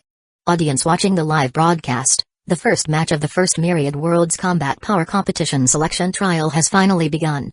I am your old friend and the host of this competition, Stella. At the same time, a pleasant female voice, extremely familiar to many people, reached the ears of people in various worlds, countries, and various places in the form of narration, which caused quite a few cheers. Stella's popularity on the Sea Star mainland now was no less than Tesoros or Brooks. Her appearance and voice were simply top-notch, completely the type that appeals to both men and women. We can see that each arena has 10 transport ships, carrying a total of 1,000 contestants approaching the island from different direction. According to the rules, they are not allowed to attack each other within 2 hours after landing on the island. During this period, they can find a place to hide. Then, at exactly 12 p.m. noon, the fighting will begin promptly, continuing until only 100 contestants remain within 3 days. If there are more than 100 contestants on the island after 3 days, the top 100 will be selected based on the number of opponents each contestant has defeated. Immediately after, Stella's gaze swept towards the top of the large screen. I believe everyone should have already seen those 2 airships in the air, right? That's because a portion of the contestants are landing on the island via airdrop. However, the world government will not provide any assistance other than the airship. They must rely on their own ability to land. After saying this, Stella saw that the transport ships were still some distance from the beach, so she picked up a document in front of her and began introducing the situation on the islands. Next, I will briefly introduce the selection trial arenas to everyone. According to the data provided by the world government, these 4 islands in the 4 seas have an area of about 50,000 square kilometers each after extensive renovation. They contain large areas of jungle, desert, rivers, swamps, towns, and a sky island located in the central sky above. The environment types are very rich. Furthermore, there are some dangerous creatures on the islands, such as giant insect, carnivorous plants, fierce large wild beast, and even man-eating demon from the Demon Slayer world, Kabinari world from the Kabinari world, and pure Titan from the Titan world. So the challenges they face are not only other contestants but also threats from the island itself. After hearing this long description, many citizens on the Sea Star mainland and in the other 3 worlds all gasped. At this moment, they finally had a slight understanding of what the concept of top 100 combat power meant. Just then, in the live broadcast screen feed, the 8 airship had already arrived above the 4 islands first, and then contestants successively leaped down from them. Some of them directly transformed into a certain kind of animal or insect possessing flying ability, some brought their own small gliders, while others were even in a straight free fall. The majority of them chose to dive down towards the Sky Island. It makes sense. There were less than 100 contestants who chose to airdrop, and most contestants didn't have flying ability. As long as they could get a foothold on the Sky Island, things would be much easier afterwards. However, the Sky Island's area was smaller, at most similar to a small city, so the initial competition intensity would definitely be more intense. At this moment, Im saw that Mizukibatsuji unexpectedly didn't wait for the transport ship to approach the beach at all. Under the surprised gazes of many on the ship, he directly jumped into the sea, and then disappeared without a trace in the splashing water spray. This works too? Chapter 496, Ideas from All Sides. Can they do that? Inside the propaganda department's studio, Stella quickly asked when she saw Mizukibatsuji's actions. Soon, a nearby director quickly wrote on a whiteboard. After reading it, Stella understood. Audience friends, I have just received confirmation that Mr. Mizukibatsuji, who is from the Demon Slayer world, is acting in accordance with the rules. According to the selection trial rules, as long as you land on the competition island within the specified time, whether you go by ship or swim is acceptable. However, as everyone knows, swimming in the sea is very taxing on stamina, so normally speaking, few people would choose to do this. But just as her words fell, the audience saw several figures jump directly off the deck of another transport ship in the East Blue competition zone, rushing towards Yasnaya Island with extremely fast speed. It's the Fishman tribe. I didn't expect fishmen to participate. This makes it even more interesting. On Sabati Archipelago, humans, mermaids, and fishmen were largely mixed together, gathered densely in a crowd, their animated discussions sounding extremely noisy. However, among them were also some mermaids and fishmen who seemed to recognize the figures that briefly appeared on the screen feed, and various exclamations continuously emerged. Is that Arlong and them? Yes, it's them. I saw Ricky and Kirubi. How bold of them. They dare to participate in this kind of deadly competition? On Fishman Island, King Neptune in Ryugu Kingdom was full of astonishment, then revealed a helpless expression, and began to worry in his heart. Although Arlong and his group were considered low-level thugs, they were still his citizens, and now that they were participating in the combat power competition, they represented the Fishman tribe to a certain extent. At Marine headquarters, the Fishman unit warriors like Jinbi, Tiger, and Aladdin were also speechless. It's over. These bastards are definitely going to embarrass our Fishman tribe. A fishman with sandy yellow skin color stood up, fiercely clenched his fists, and cursed loudly. Not to mention 6 powers and hockey, their fishman karate isn't trained well, is it? Indeed. Another purple-skinned fishman sighed. Jinbi and Tiger exchanged a glance, both seeing helplessness in the other's eyes. The former said in a deep voice. However, these guys are still a bit clever. By jumping into the sea directly, they are clearly aiming to land on the island early and then rush to the rivers and lakes in the central inland, on the island area at the fastest speed. There, they can maximize the fishman tribe's advantage. As they were speaking, Arlong, leading Licky, Kurubi, Chu, and 10 Mumai fishmen, were the first to arrive at the beach. Shahaha. Keep running deeper. Let the humans of the whole world and other worlds see the strength of the superior fishman tribe. Arlong bared a mouthful of sharp teeth, running forward with violent movements while holding the saw-toothed great saber in his hand, continuously laughing extremely wildly. At this moment, his hot blood was boiling. Ever since he was previously stepped on by Major Hodgson of Marine Headquarters, Arlong finally realized that there were also powerhouses among humans. But he still didn't give up the idea that the fishman bloodline was superior to human, he just felt his own strength was insufficient. From then on, he began to increase his training in fishman karate and fishman judo. In Arlong's view, as long as he trained these 2 traditional fishman tribe martial arts to a certain level, that would be enough to rival, and even easily crush, those powerhouses among humans. Although such a person hasn't appeared among the fishman tribe yet, that doesn't mean he can't become such a powerhouse. But no matter what, Arlong is indeed much stronger now compared to before. From this perspective, Jinbi and Tiger actually underestimated Arlong's strength. After they disappeared into the jungle. A moment later, the transport ships on the sea successively arrived at the beach. Immediately, about 100 contestants from each ship flooded inland, on the island. These people were much quieter compared to Arlong. They just seemed extremely vigilant towards each other, and then dispersed either individually or in groups of 3 to 5. On the northern beach of Yasnaya Island, a young strong man with a physique over 2 meters tall, covered head to toe in a layer of thick iron armor and holding a heavy-looking great iron gun in his hand, walked off the transport ship. And the nearly 100 contestants behind him surprisingly obediently followed behind him. Boss Krieg, I really didn't expect the world government to actually allow us to land on the island together on one ship. Aren't they afraid we'll rely on our numbers and kill all the isolated contestants? A dark-skinned young man with a vulgar face and a fawning look between his brows leaned over and chuckled sinisterly. Humphrey, idiot. Krieg, who was only 22 years old this year and seemed very young, said disdainfully while walking forward. Haven't you understood the purpose of this combat power competition yet? Your meaning is? The world government wants to use this competition to screen out true powerhouses who can operate alone in other worlds. Then they will definitely encounter situations where the enemy has superior numbers. If they can't even handle this kind of matter, that means he's not much of a powerhouse either, so they simply don't stop people like us from gathering together. Krieg walked with a cold gaze among the dense vegetation. Seeming to sense the flickering gazes of some people behind him, he continued speaking indifferently. But it's a fact that gathering together has an advantage. So many of us acting together can definitely ensure that most people pass the selection trial. Since that's the case, why not do it? Right. Boss is absolutely right. The dark-skinned young man excitedly echoed. He also felt a greater sense of safety being in a group. Just then, Krieg suddenly stopped, frowning and looking at a group of people walking out from the forest on the right. Immediately, the nearly 100 people behind him picked up their respective weapons and became vigilant. But as more and more people came out from the other side, their expressions became difficult to look at. No one expected to actually encounter a group of like-minded people. Let's go.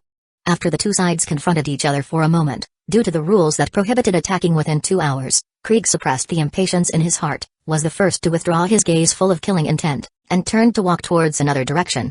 After they walked far away, the group opposite also put down the blades, swords, and muskets in their hands. Boss Sieg, that big guy is Krieg. Because of his innate monstrous strength, he can easily swing a 1-ton heavy great iron gun. He recently gained a little fame in the East Blue. Looking at the subordinates behind him, they should have thought the same thing as us. A middle-aged mountain bandit said in a low voice, looking at the backs of Krieg's group. TCH. He's just a young kid. If we meet again next time, I'll chop off his head with one blade. Sieg spat disdainfully. Let's go, we'll change direction. We'll deal with them later. At the same time, just as most people started going inland, on the island, on the western beach, there were 2 young people dressed as swordsmen who still remained by the seaside, even watching the transport ship that brought them slowly sail away. This aroused the curiosity of many audience. Jitamieka gazed at the vast sea surface and said in a calm tone. Muichiro, I think staying in this place is quite good. What do you think? Muichiro Takedo scanned the beach and found there was only one automatically moving transponder snail nearby filming them. He immediately replied with a somewhat indifferent attitude. The vision is wide, plenty of water vapor, terrain is flat, and not many competitors. It is indeed a good place. So that's it. The audience watching the live broadcast suddenly realized, but were immediately amused by the cleverness of the two. Everyone was thinking of running inland, on the island, so wouldn't the beach on the edge be even safer? Chapter 497, A Dramatic Encounter. South Blue Arena, Yamashita Island. The area of each selection trial island is equivalent to a quarter of the Demon Slayer world's Korean peninsula, and the environmental layout is basically the same. To the south, towering trees that require 2 or 3 people to embrace and stand over 10 meters tall are everywhere, forming a boundless green kingdom. A large river, 50 to 60 meters wide, separates the jungle from the arid yellow sand sea to the north. Only 2 stone bridges on the west and east sides connect the two ends. In the center of the island is a lake, surrounded by a ring of grassland. Outside the grassland is a dangerous swamp. In the center of the lake is a small island with many fruit trees, and above the island floats a sky island, which is a city filled with buildings. Swish swish swish, in the lush ocean of trees, countless branches and leaves intertwine. The brilliant sunlight filtered through the leaves, casting dappled light spots on the ground. And a swift green figure soared through the midair at an extremely high speed. The shadow he cast down was like an arrow, constantly passing through the ground world full of light spots. Gusts of whistling sound howled continuously between the tree trunks. Open fire. Suddenly, an angry shout broke the original tranquility of the forest. 7 or 8 figures holding pistols or rifles flashed out from behind the surrounding tree trunks. Instantly, a large number of scorching bullets shot out from the gunfire flash at the muzzles. Their spearmanship was quite good. Not only did they predict the opponent's forward position, but they also sealed off the space for the opponent to dodge left or right. However, the green figure flying through the midair deflected all the bullets amidst the flashing dense sparks, and simultaneously bypassed 3 thick tree trunks to appear behind one of the shooters. The next moment, several rays of light projected down from the branches and leaves above were instantly swallowed by a dazzling white blade light, causing the gazes of those few people, filled with panic, to instinctively close their eyes. Ah!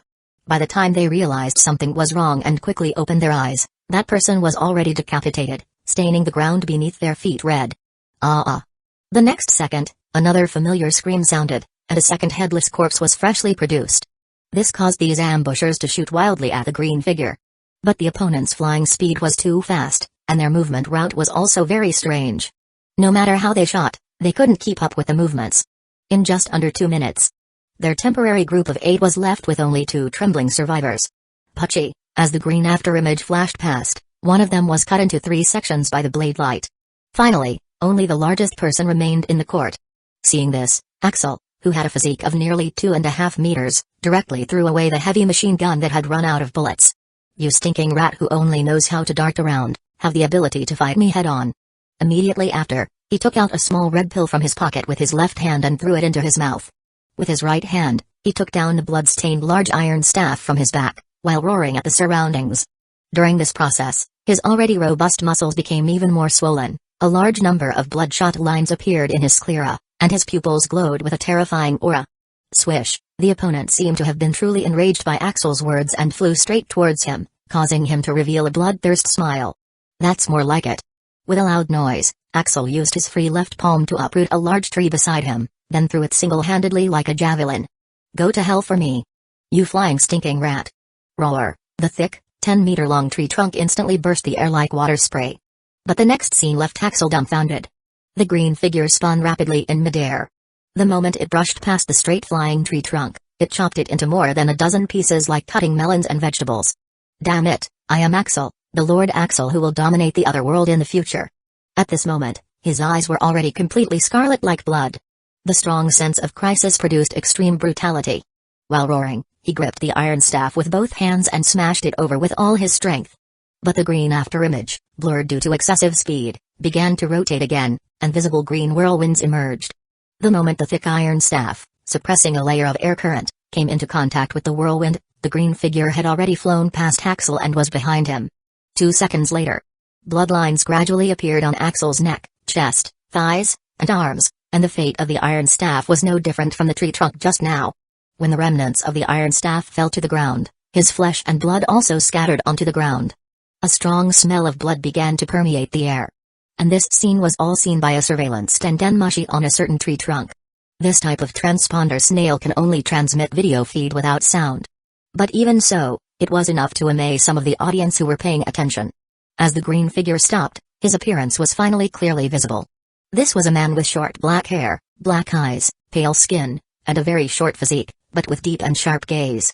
He was wearing a green cape, with two strange mechanical devices hanging at his waist, and holding two extremely thin-bladed long sabers in his hands, standing on the branch of a large tree.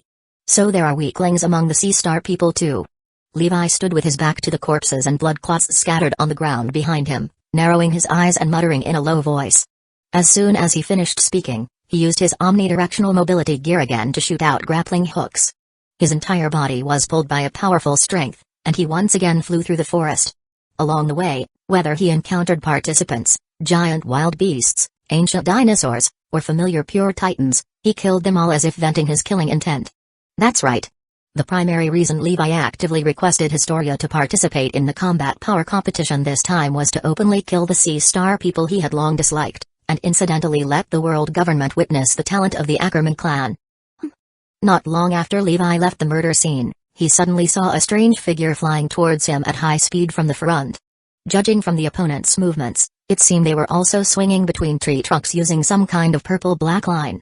Before long, he saw the opponent's appearance clearly. It was a man nearly 2 meters tall, whose left palm constantly sprayed purple-black viscous rays, and whose right hand held an extended katana. However, this person's entire body was scorched black, his eyes and chest glowed with gunfire flash, and large areas of his body were covered by black armor-like substance, like an undead warrior from a fantasy world. A skill-type Kabane that knows how to use a blade? Or a special Kabane that has mastered a part of the new ability? Levi had already read the files about Kabane before participating in the competition, so he immediately recognized the identity of this thing. He didn't expect the Kabane the world government mentioned to be this kind of Kabane. He had thought they would deploy the most common type. Inside Noah's Arkansas M became interested upon seeing such a dramatic encounter and immediately had Levi's viewpoint screen feed magnified onto the central screen. Chapter 498, Inferior Strength. It seems it was attracted by the blood aura over there. Levi's deep gaze met the fiery red pupils of the special Kabinari standing on a distant tree branch. Speaking of which, the surface of the two half-blade swords in his hands was also covered with a layer of Kabinari heart membrane. This is why the blades had red patterns resembling blood vessels, further enhancing the toughness of the half-blade swords. Also, the gas canisters of the omnidirectional mobility gear on his waist had also been improved using the Mclacky engine technology from the Kabinari world. The main effect was to strengthen the compression of the iceburst stone gas, increasing the propulsion power of the omnidirectional mobility gear by about 1/3. Essentially, the speed was faster. At the same time, the usage time of one gas canister was also increased by about 2 hours. The most crucial point was that if the carried iceburst stone ran out, water could be poured into the canister as a substitute energy, although the power would be much weaker than iceburst stone. But for Levi, it was much better than moving on 2 feet, as he hadn't gotten used to the combat style without the omnidirectional mobility gear yet. Technique user. A type of Kabinari that has learned a certain swordsmanship or martial arts, whose agility and strength are superior to ordinary Kabinari. And the black armor on its body and a black sticky thread sprayed from its palms are actually a type of substance. Originally, this ability belonged to Kabinari in the new form, but some special Kabinari whose physique strength reaches a certain level can also awaken this ability. Just as Stella was explaining the Kabinari files to the audience from the 4 worlds. In the live broadcast screen feed, Levi and the blade-wielding Kabinari opposite him leaped from the tree branches almost simultaneously, using their respective omnidirectional mobility gear and black sticky thread to charge towards each other at high speed.